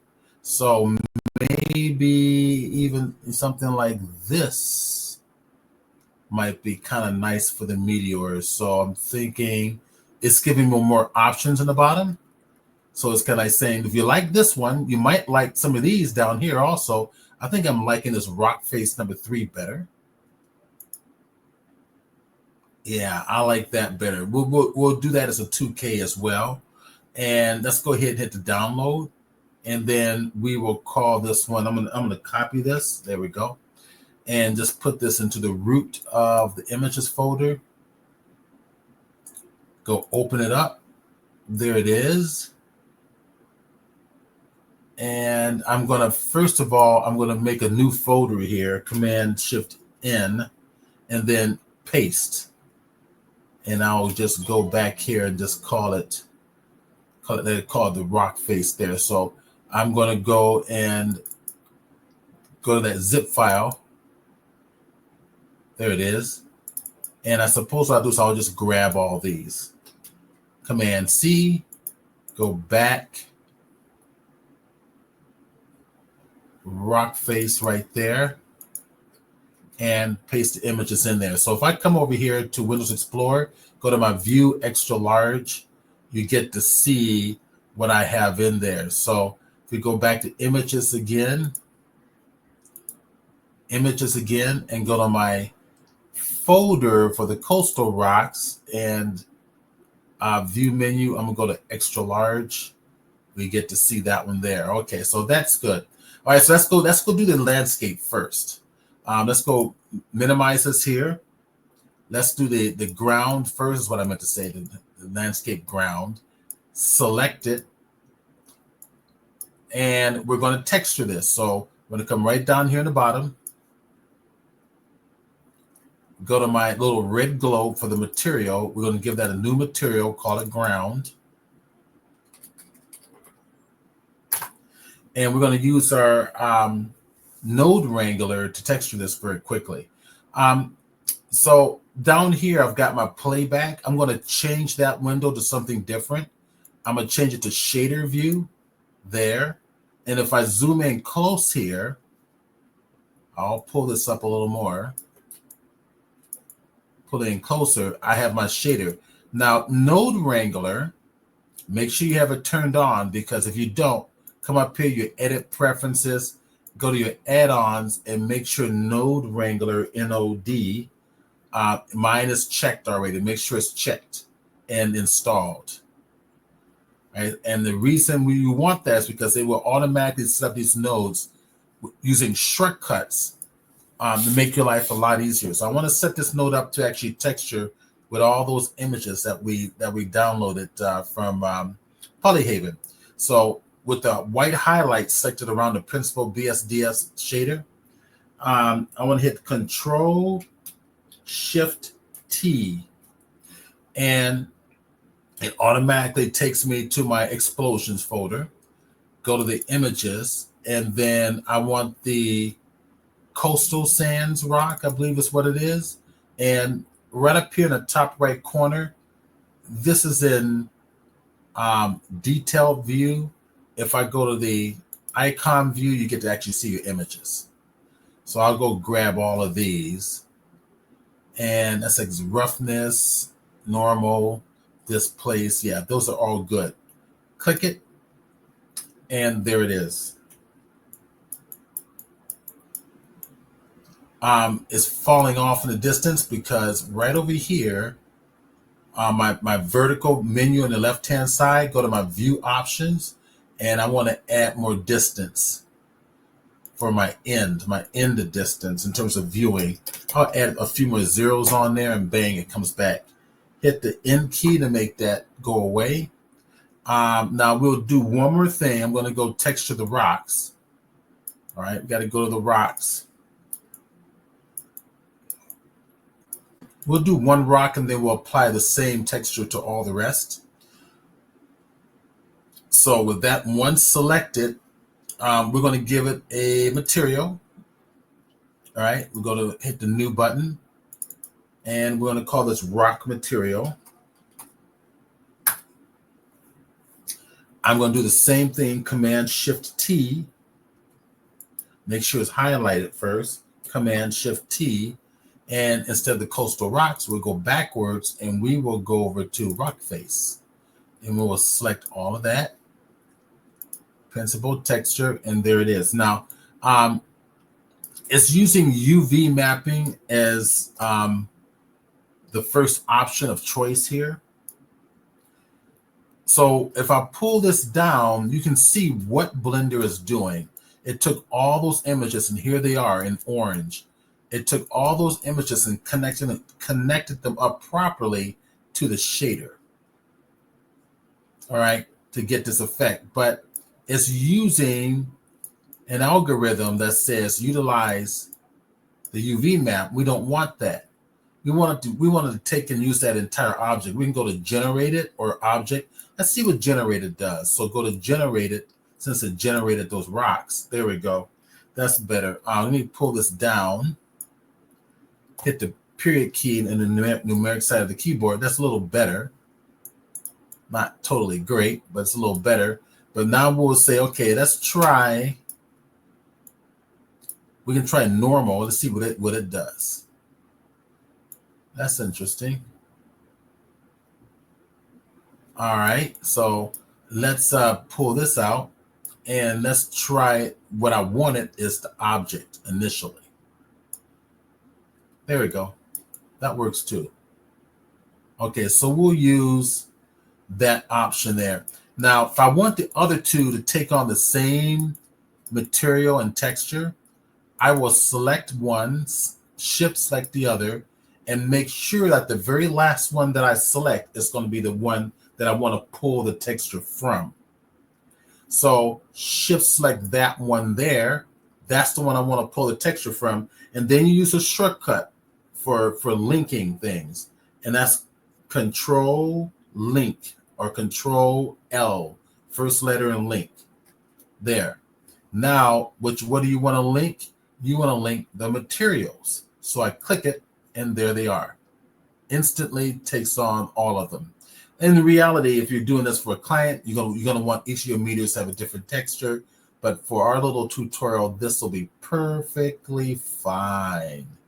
It'll be perfectly fine. Okay. All right. So I'm going to do one other little thing because I'm going to pull this back. I want to modify the texture on the plane here. And it's a little bit too big. And again, it's UV. I don't think taking it to an object is going to help, but I'm going to just play anyway. Object to place it on and see what happens. Nothing. Okay. All right. So we do want to keep it on UV. And what we're going to do instead is reduce the size of it. So that happens right here under mapping. All right. We go to the scale. And let's say I'm going to select them all by clicking and dragging all the way down. And let's see if I put a 5 in there and hit enter there. Okay, so it's reducing the size.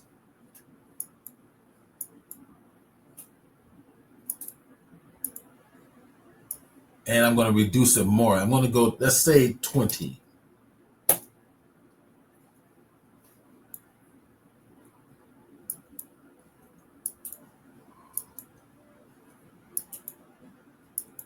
Okay, we need more. So we'll go 60.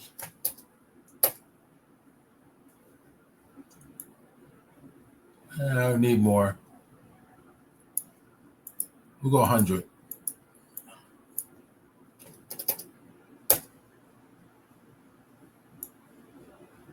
Yeah, that's a little better.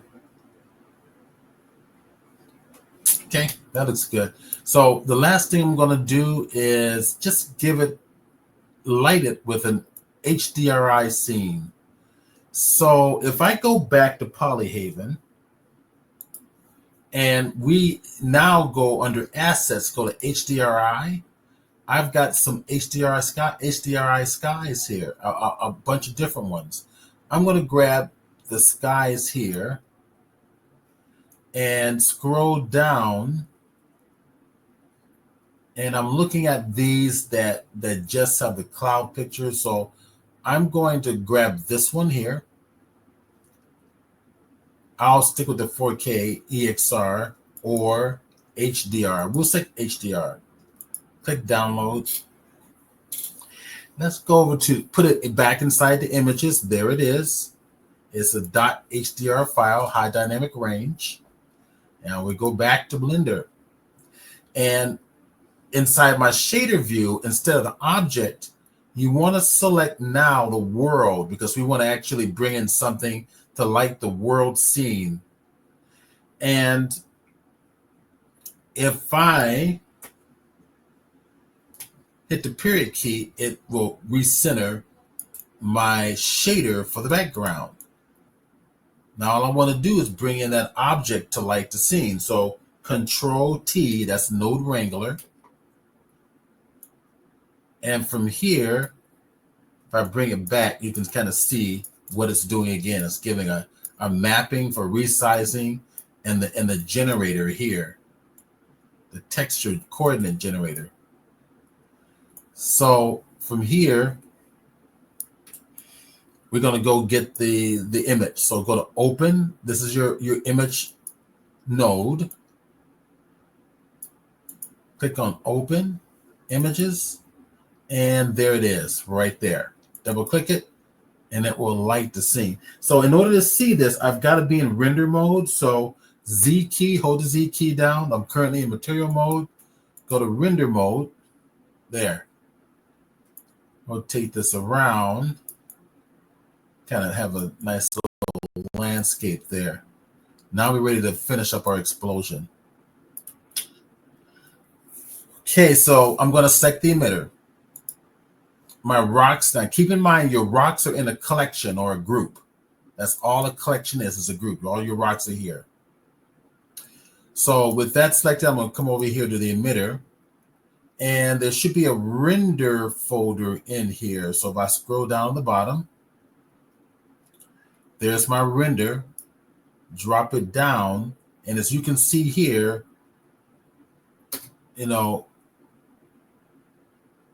there's your explosion going on, right? Now, if you look under the render, it says it's rendering as a halo, which is what those cubes are. They're circular halos. So if instead I tell it to use an object, or better yet, a collection. We put all the rocks in the collection, select it. Now everything stops because it doesn't know what collection you're talking about. We need to tell it what collection. So we scroll down, and under the collection, instance collection, because we're dealing with instances now, we'll click this here and we'll grab that collection called rocks. Click the rocks, and there they are. Look, actual rocks. Those are the rocks inside the collection.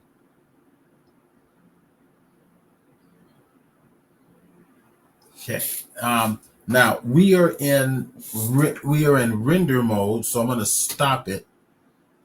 We're going to go back to material mode.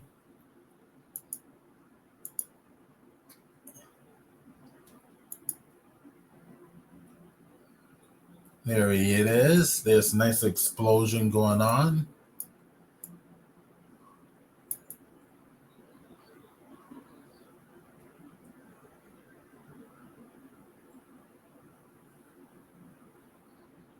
So to speed things up, I'm going to go to solid mode. There it is.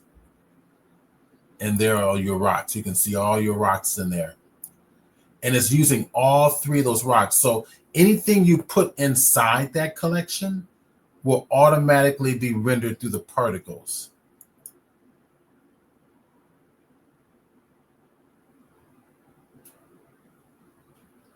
Is that making sense?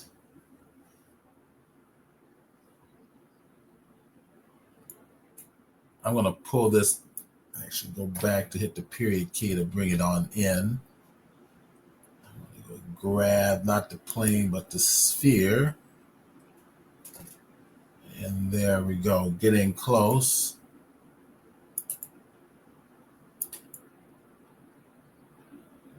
There we go, get in a little closer.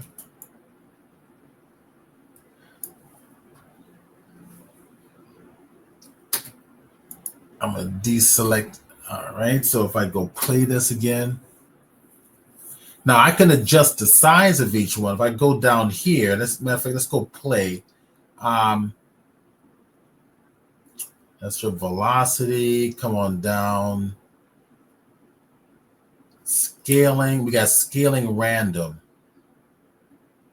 All right. If I bring the scaling up slightly.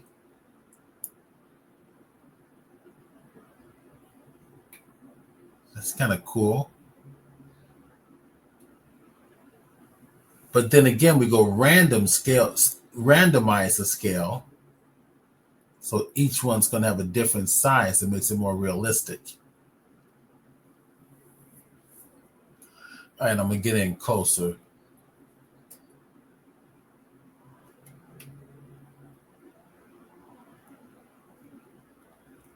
And as you can see, the rocks are maybe a little too consistent.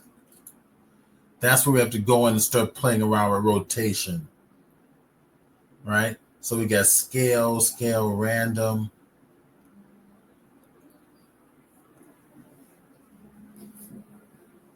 And I'm going to go look at, let's see, let's look for other variables. Okay, there's my scale. I'm going to go to the top. There's my rotation here. Select the rotation. And maybe randomize the rotation a little bit. There we go. So if you want the explosion, but you don't want the emitter, right? You go to your viewport display. It may be under render. Sometimes I forget. It's either in viewport display or render. Viewport display. There. It is. Show. Take off show emitter. Bang.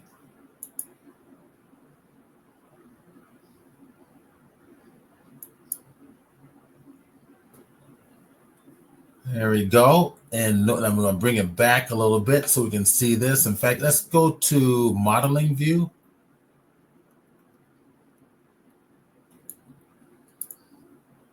Get out of here and go back to my object mode. There we go. Bang. All right. There's all your rocks flying up. Your emitter is hidden. The rocks hit the ground.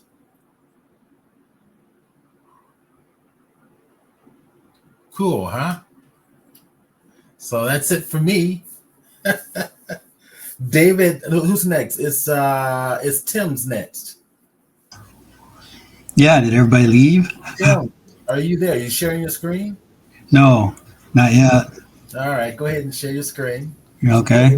David's back. Still here. We all still, and then we've got Dwayne. Thank you for sharing, guys. This is great.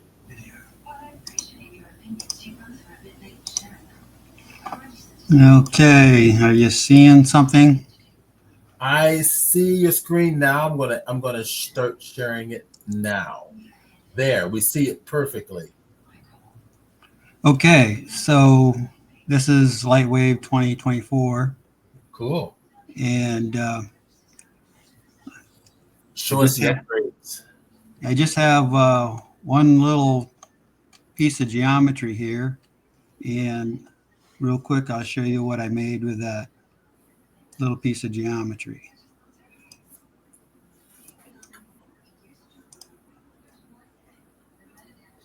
Oh, cool.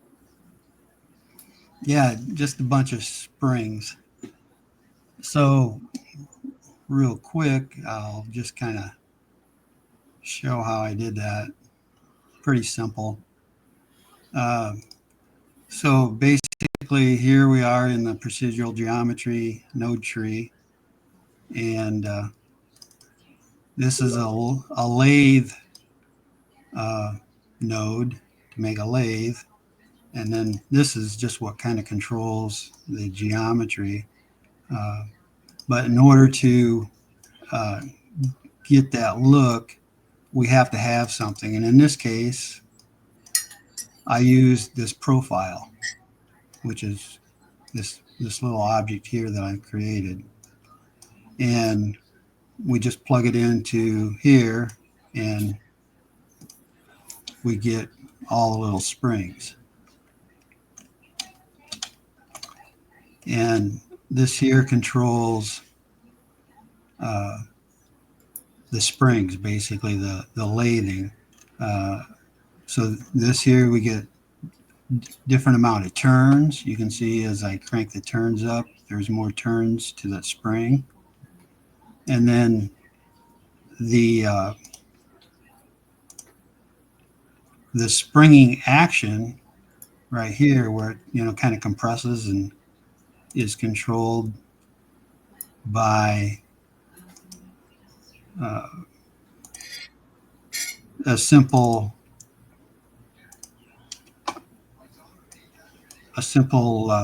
oscillator within the graph editor.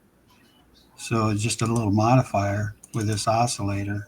So, that made the springs, compress and that made the springs compress as it, moves along. Now, the thing to here you can see the main spring right there, active right here. But in order to kind of get it to fade on like I did, they just all kind of come on at different times. And then to get that, where they're all at different angles and whatnot, that is actually done with instancing. And so with instancing, we've basically created an array. And here you can see, if I unclick that, you can see that that's the array it created, just a simple array. And, they all kind of just go up and down. But when we're using the nodes, I created a node setup in here that uses a gradient, and it's all set on time. As this gradient wipes across the screen, these springs pop onto the screen. So this is all done through these node setup. Let's just take a look. The gradient is just this black and white channel that wipes across the screen or wipes across 3D world and reveals these springs, because they're all there. It's just that it gets revealed. And then this right here makes them so that they're all at different angles. It's just a variable. Just plug that in, and it's just reading this input based on how many, how many instances there are. And I've just added it together, 10 by 10 by 10, and it just kind of mixed them up. And then to get the various colors on them, because it's all just one piece of geometry, to get the various colors, that was just a instant info node piped into this gradient with all the different colors, and that just made each and every instance, one of these 5 different colors. There's actually a blue down here, and that was just completely kind of by chance. So I can go in here and I can invert the values, and you can see the colors will change. It'll just invert based on this gradient. So that was, and this is just kind of a test. I'm just kind of screwing around with these geonodes, they're called, and trying to figure out. So it's a basic, there's just 3 nodes controlling this. And as you can see, it's just very basic. This is, I could even load a different mesh, and would come up with something completely different. And then of course with this, we can control like subdivides. Like for instance here, if I turn that down to say 24, they'll get real blocky. It looks very scrunchy. And then the position is, kind of where that is in 3D space, that that profile that I put in there. So there's just a lot of things that you can play with to get different results, and it's all non-destructive and so on and so forth. So it's pretty cool working with it. But so that's a 3-minute expose on geometry nodes inside a Lightwave, I guess. But what I really want to show is something completely different and interesting nonetheless. So this is a tool that I have called plasticity, and I don't know if people are familiar with it. Check the chat, okay? And let me just give you a quick demonstration of what plasticity is and what it can do. So I'm going to start by making this is just at this point, it's just a circle. Up here it's called circle.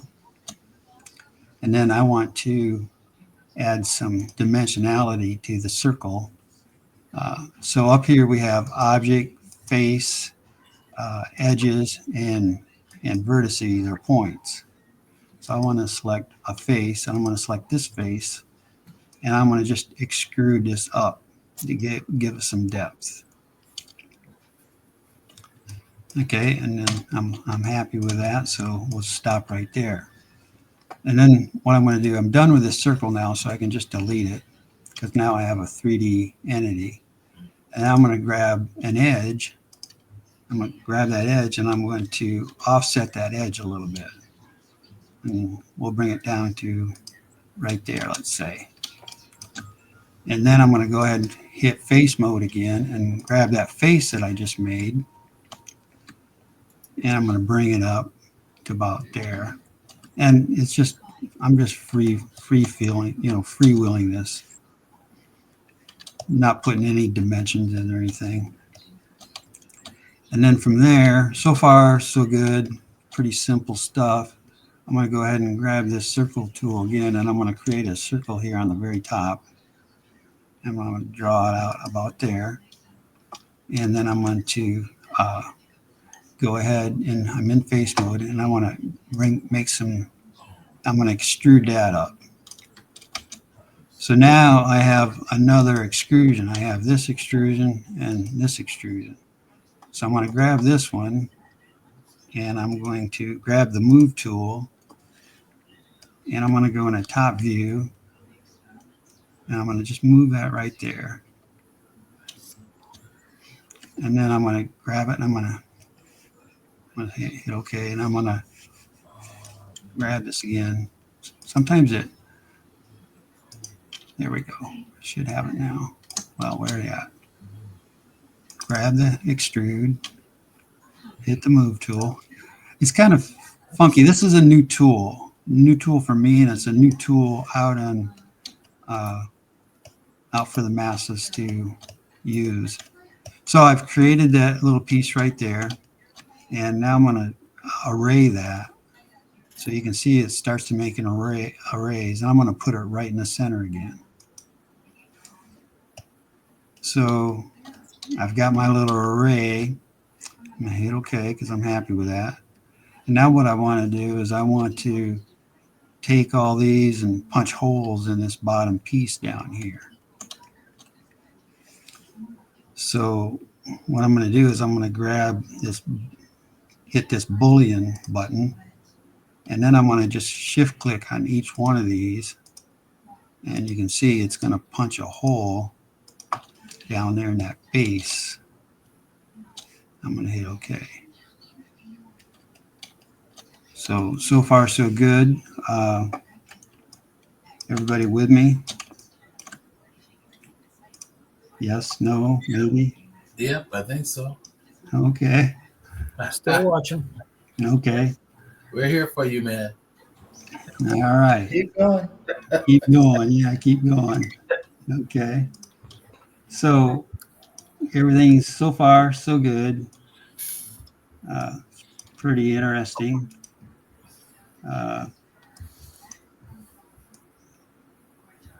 But this can get more interesting. So let me go ahead and grab this circle again up here, the very top, and I want to use that and make another piece of geometry out of it. Hit OK. And now I have another piece of a geometry right here. I'm going to just take that and I'm going to move that up a little bit. And now I want to use this to punch a hole through the whole thing. So I select my extruded geometry and then grab the Boolean and punch my hole. Well, come on. Grab my Boolean and punch my hole.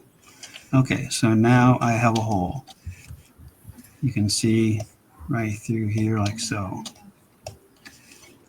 I no longer need that circle up here because I'm done with it, so I can just select it and delete it.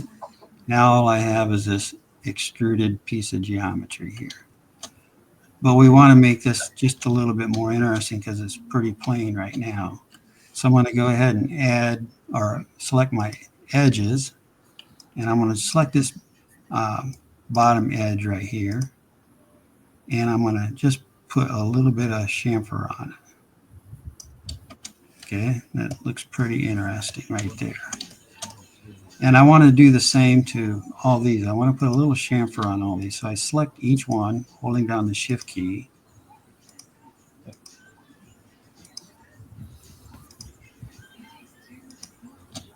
And we'll put a slight chamfer in all those. Okay. So far, so good. We got a cool little thing happening. And I want to do the same thing up here. I want to add a little chamfer up here, I think. Okay. We got a little mechanical part, but it's really not all that interesting. So this here definitely would need a chamfer if it's some kind of mechanical part. So we'll put a little chamfer on that, but even that's not terribly interesting piece. So what we'll do is we'll go the other way and we'll give it this nice curvy piece, and we'll keep drawing this up until we get a nice shape like so. Almost looks like some kind of spaceship. All right. But top of a rocket launcher or something for yeah. missiles. But this isn't the only trick up its sleeve. If we bring Blender over, we see that we have this part in Blender. Cool. Now, let's go back to plasticity and let's add some nice funky shapes to this right here.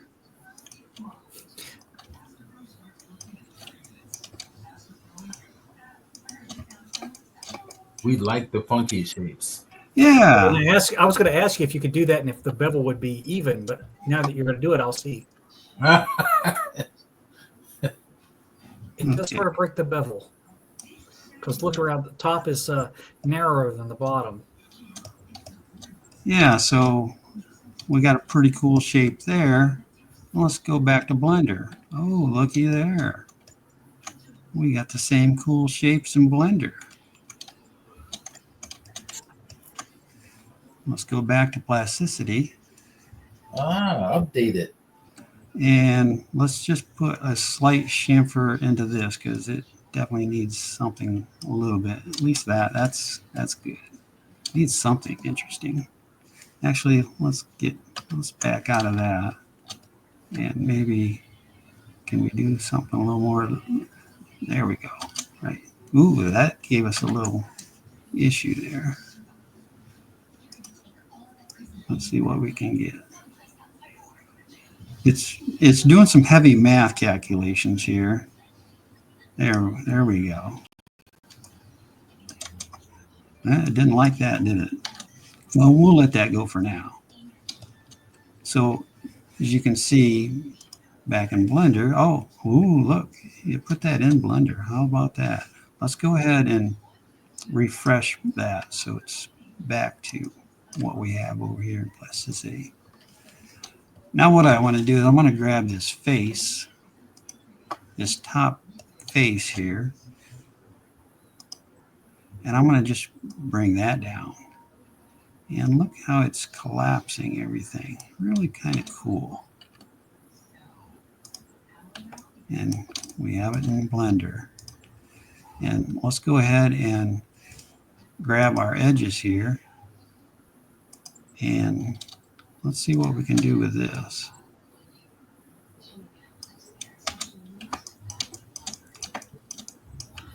And what do you know? We have this cool shape here in Blender. Now, we're happy with this, and we want to add another piece. So we'll just go ahead and say new file, clear scene, sure, why not? And when you work in plasticity, sometimes to create crazy shapes or unique shapes, you got to kind of think a little differently.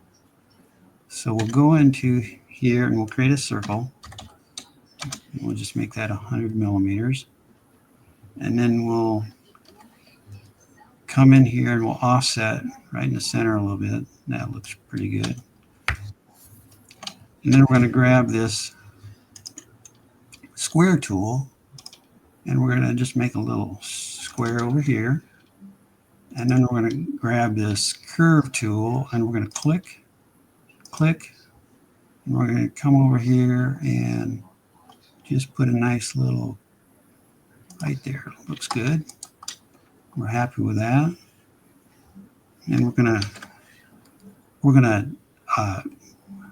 make a mirror of that. We're going to mirror this little curve here. So we're going to click right here to mirror that. And we're hit OK. And we're happy with that. Now we're going to grab our face tool and we're going to grab these two faces. We're going to extrude that out, and I'm going to hit the tab key, and it's going to go on both sides. I'm going to extrude on both sides. We'll say, okay, we're happy there. Now we have this one piece. So we're going to grab the selection body tool so we can grab this whole thing as one big body. And I'm going to hit Shift D, and that made a duplicate of that. And I'm going to hit the rotate key, and I'm going to hold down my shift key, and we're going to rotate that the control key, and I'm going to put it at 90 degrees right there. And then I'm going to take it again and rotate it 180 degrees that way and hit OK. So now we have two bodies. So now we're going to go into our Boolean tool and we're going to do an intersection. And we're going to hit OK. And now we have one unique body. And I'm going to get rid of all these offsets and curves because we don't need them. And then we're going to grab all of our edges. And we're going to put we can do a nice chamfer, or we can do a crazy curve like so and hit OK. And now let's go into Blender, and now we have our crazy stuff inside of Blender that we can render, add materials to, basically do whatever our hearts desire in any kind of animation. So I'll go ahead and add a metallic value to this. Lower the roughness a little bit. How many polygons are we looking at for one of these objects that you import? Okay, so this is actually pretty interesting, and there's, well, first of all, let me go back into Plasticity, and let's say I just wanted to save this now as an OBJ. So I can come over here and hit Export, and OBJ I'll select, and we'll just call it Dumb Thing 2. Well, whatever, doesn't matter. Dumb Thing 2, and hit save. And when we do that, we get this little box comes up. And we can play around to our heart's content with this box. We can turn it all into quads. We can have n-gons. And we can then make adjustments on tolerances and face angles and density, all within here if we want to export. So that's one way in which we can export and, put it in any other package. And there's a number of import, export options within this tool. So I'm going to just cancel out of that because I don't want to do that.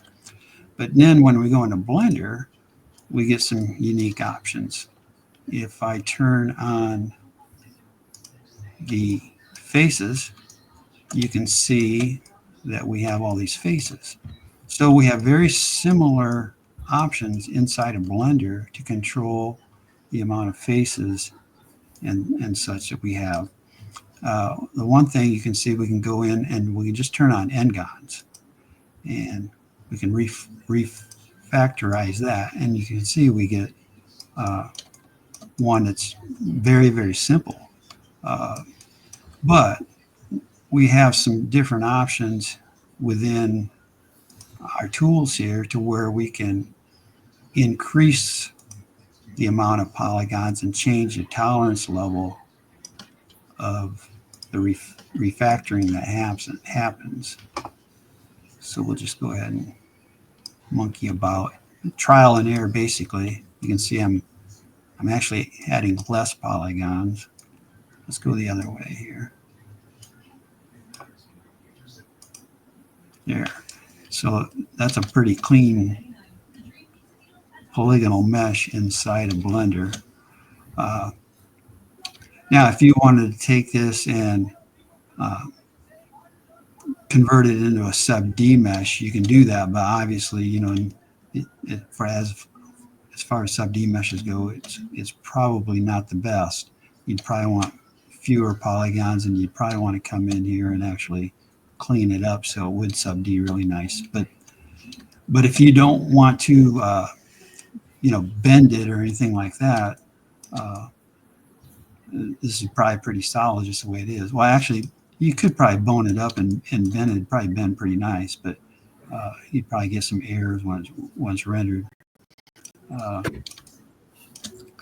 But, as you can see, it did a pretty decent job. And the same thing would apply to this one over here. You can clean these things up. And there's an advanced drop down here where you can play with the stuff even further. It's not live. Every time you make an adjustment here, you have to hit the refacet button. Too bad it isn't live, but actually, I'd prefer it not being live. Yeah, it's probably faster, actually. Yeah, that's what I was thinking. You're not stuck with, automatic updates. Slow yeah, things down. yeah. But yeah, so it's real interesting tool, and obviously now the thing about it is, there's no history to it. This is completely destructive workflow. Okay, there's no history at all. Is that going to be added in the future? I don't know. This is like version 1.5 or 2. It's real early in its development, and it's being developed by 2 guys. One guy's doing the main development, and then there's another guy working on interface stuff like that. But as you can see, it's pretty powerful, and to get a shape like that, you got to think differently. Normally you wouldn't think of booleans to be used to create a shape like that. And the fact that you can bring it into Blender then and go about and do whatever you need to do with it, material wise and all that kind of stuff is just, incredible. Yeah, it's just for kicks and giggles here. Let's go ahead and, just add, camera, and let's set up my view so I can see my camera and see what we're looking at here. Darn thing. Yeah, forget the camera, I guess. Get out of the camera view. Yeah. There we go. Yeah. There's a way to set your camera. I learned this week that you can set the angle in your camera based on your view. And I Yeah. think you go up to view and Let's see if I can get it to work.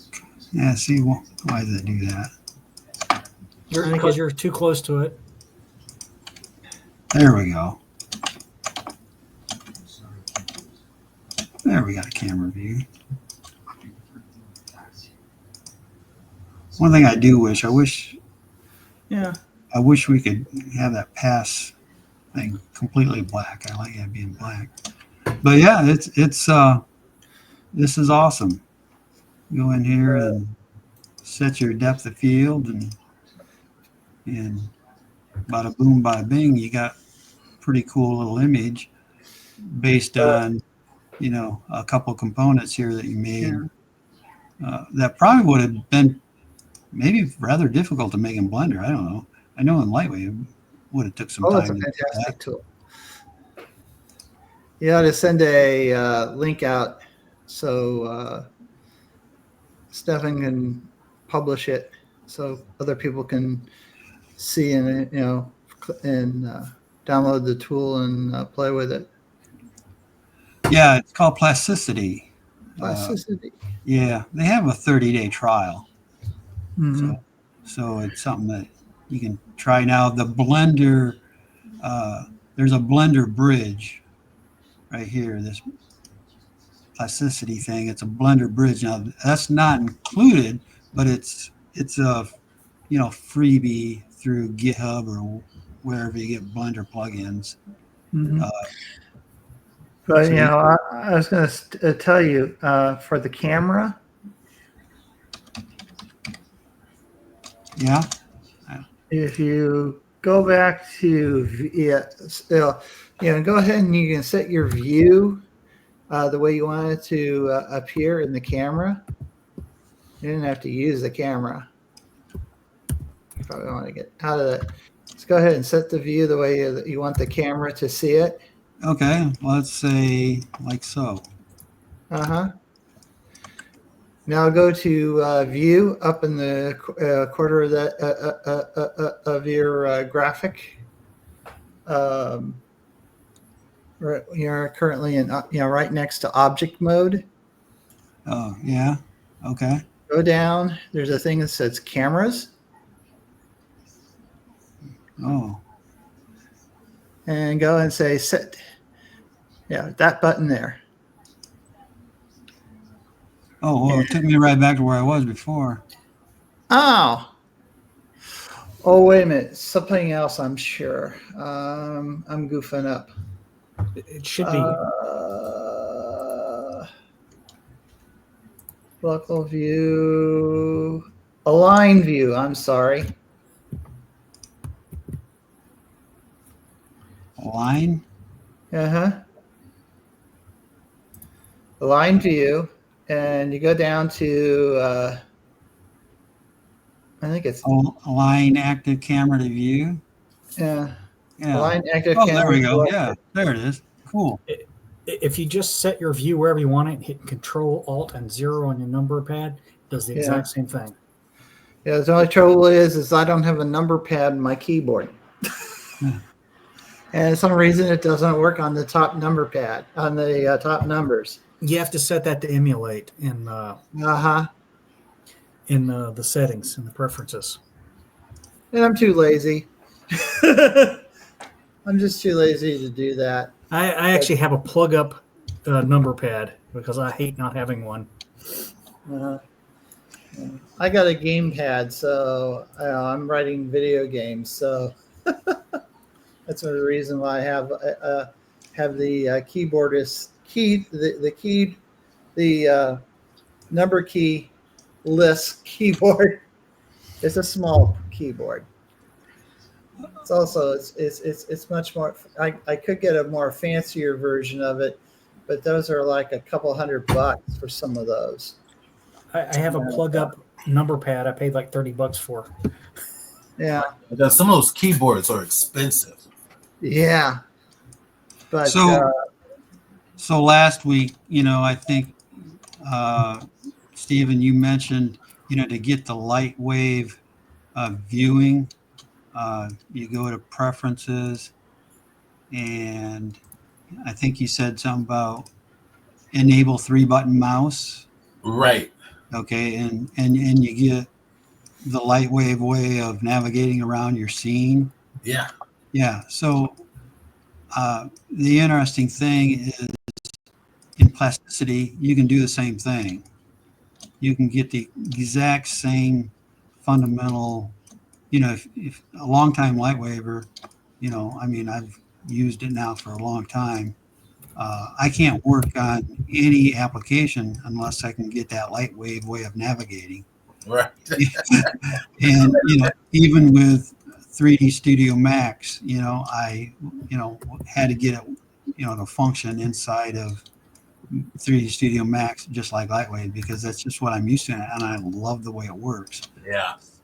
So you can do the same thing within plasticity, because but I will say this: if you're a Blender only user, a lot of the shortcuts and a lot of things are exactly like Blender. So in other words, if I want to move that, it's G on the keyboard, I think.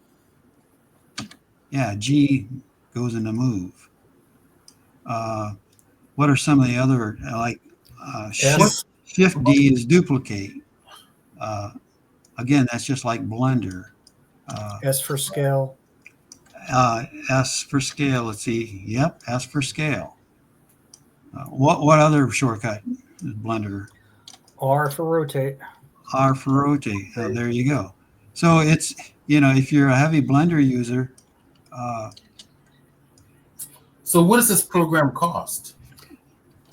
They've got a free version, which is 30 days. They've got a in-between version. I think it's $150. And then the professional version is $299. Is it a perpetual license? Yeah, it's one-time fee. And you get updates for a year, but after that, you don't get more updates, but it still works. Okay. So if we go into Blender right now, we should have that additional part. Yeah, we do, right there. Interesting. Yeah. So we've got like 10 minutes left. Well, yeah. I mean, unless anybody has any questions about this, yeah, basically I showed what I wanted to share. Did we lose somebody here? Not that I know of. We did. There he is. Okay, Dwayne, that's knocked you down. So Dwayne, yeah, there's the link right there. Did you want to share anything? Well, I got a little bit I can share real quick if you want. All right, sure. Go ahead and share your screen. And let me pull up. Okay. I'm still waiting for your screen to come up. Oh.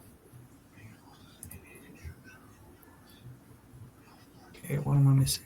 Okay. Make sure you share entire screen. Okay, here we go. Share. Okay, I'm clicking share and it's not sharing.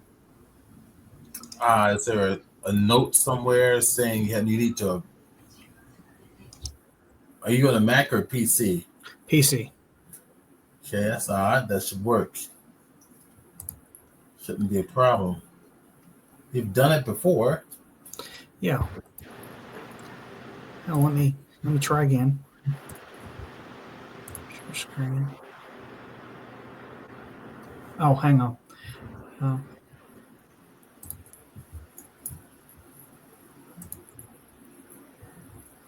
That's something to do with my browser.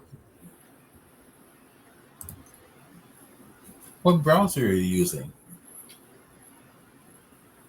Click the screen icon in your address bar to allow access. I'm using Edge. Yeah, oh, no, don't use Edge. No. Well, it's what I used last time and it worked fine. Yeah, I know. But don't use Edge. Chrome, let's see anything I'm Chrome or did we lost him? Did we lose him? Did we lost him? Looks like it. Yeah. You got to go to the share screen. There's a little thing that pops up. Yeah. Click OK on that because it's some sort of agreement or There something. he is. There he is. So I'm going to add him back to stage. There we go. He's back. Did you get out of Edge? I accidentally clicked exit. I don't. Yeah, I do all my stuff in Chrome. Hey, Chrome's a good one. Yeah, I just don't have Chrome on this one. Yeah, Firefox. Unfortunately, I have nothing else on this one. Oh, all right. And I don't Well, understand- yeah. Edge has always been a problem with in general. So Edge and Safari, those are the two you don't want to use. yeah, probably won't be able to do nothing today then because it's getting a little bit late and it doesn't want to do anything. Oh, all right, no worries. Well, we're at that time anyway. Gosh, this is great. This is great. Thank you all for There we go. Now it says Did it work? share. Share. Oh, Figures. yeah. Okay. Never works in the actual demo. All right, Always there we go. So practice. I'm going to add it to stage now. So I'm sharing your screen now. Yay. There it is. And this is just some stuff I made. These are Weapons of choice. Viking weapons. That's cool. So all of these, and let's see if it'll let me do cycles without crashing. Yeah, I've got the wireframe turned on so you can sort of see how many polygons they got. Should have turned this. There's statistics. View. Yeah, I'm looking for the statistics. It was in this one. Oh, there we are. But altogether, all of these objects are like 111,000. I do have my frame rate turned down really low. Let's see it. Let's get some more brightness in here.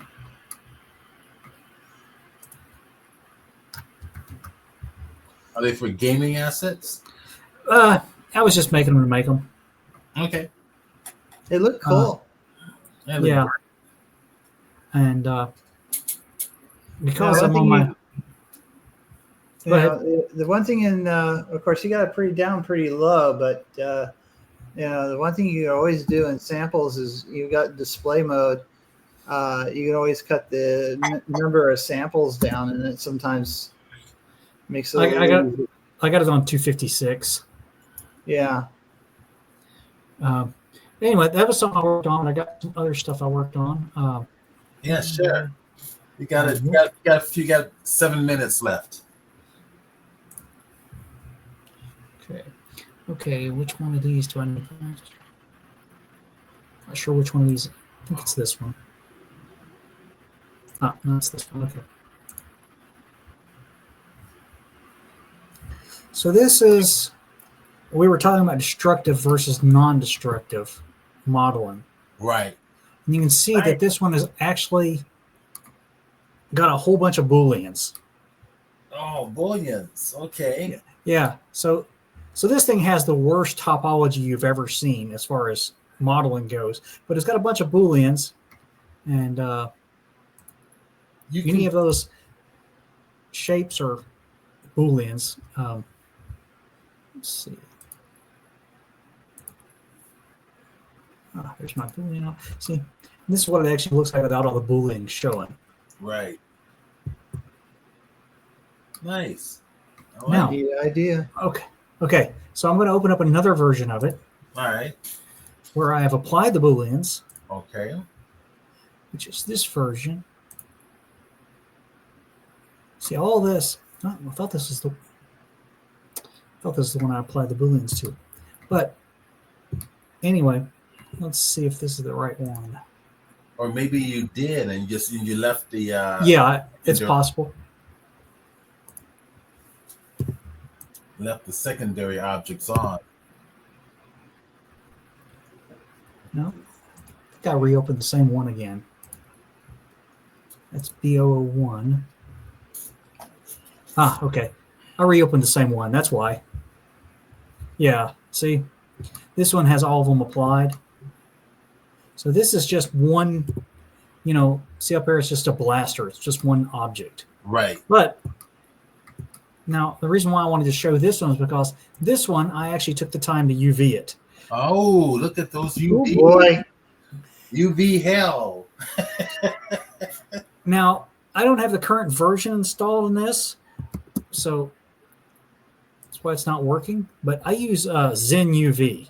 Okay. As it's an add-on for Blender. Yeah. But it won't work on this one because I don't have the current version. But it makes slicing this stuff up and getting decent UVs so much easier. Yeah. Because I hate freaking UVing stuff. Everybody does.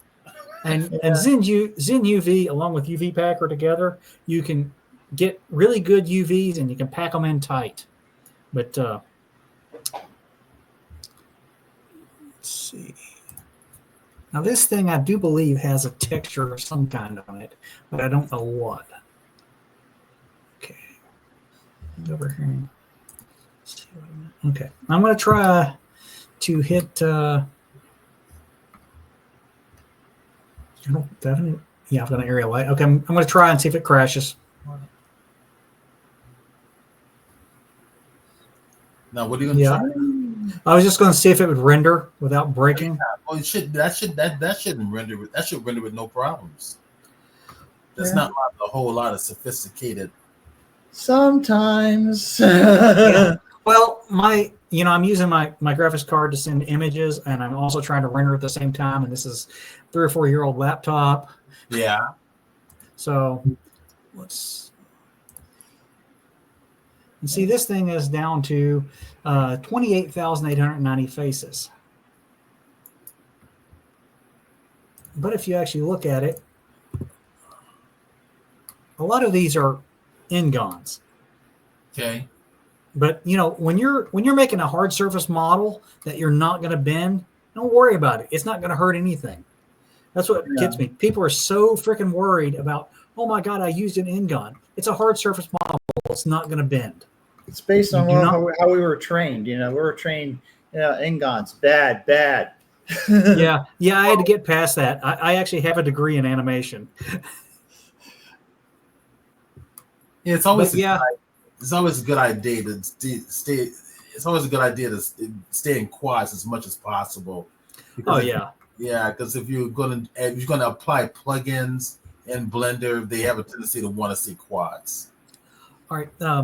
And when I'm modeling something I know a lot of people use hard ops and box cutter. Well, no, that's interesting. You should mention that because when I first started learning Blender, that was the big thing was hard ops and box cutter. But as you start to learn Blender and get more advanced at Blender, you're not relying on those things as much. Well, even when I model something like this, I mean, I bought a copy of Hard Ops and Box Cutter at one point, but I never really liked them that much. And most of the time when I'm doing something like this, I use Fluent, which is a different hard surface modeling program. It doesn't do all the things that Hard Ops and Box Cutter does, but it isn't as complicated to work with as Box Cutter is either. All right.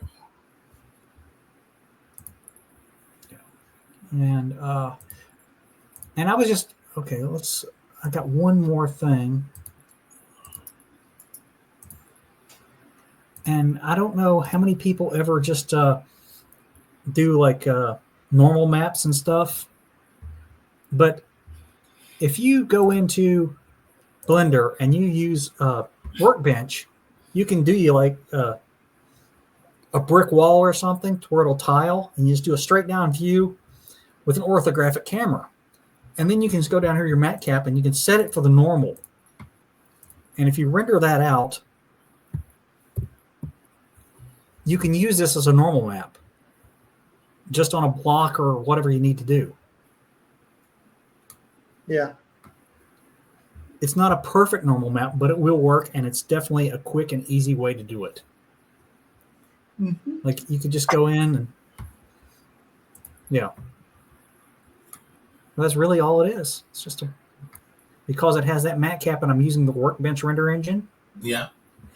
You can just go and render that out, and use it as a normal map on something, or you can just use parts of it and just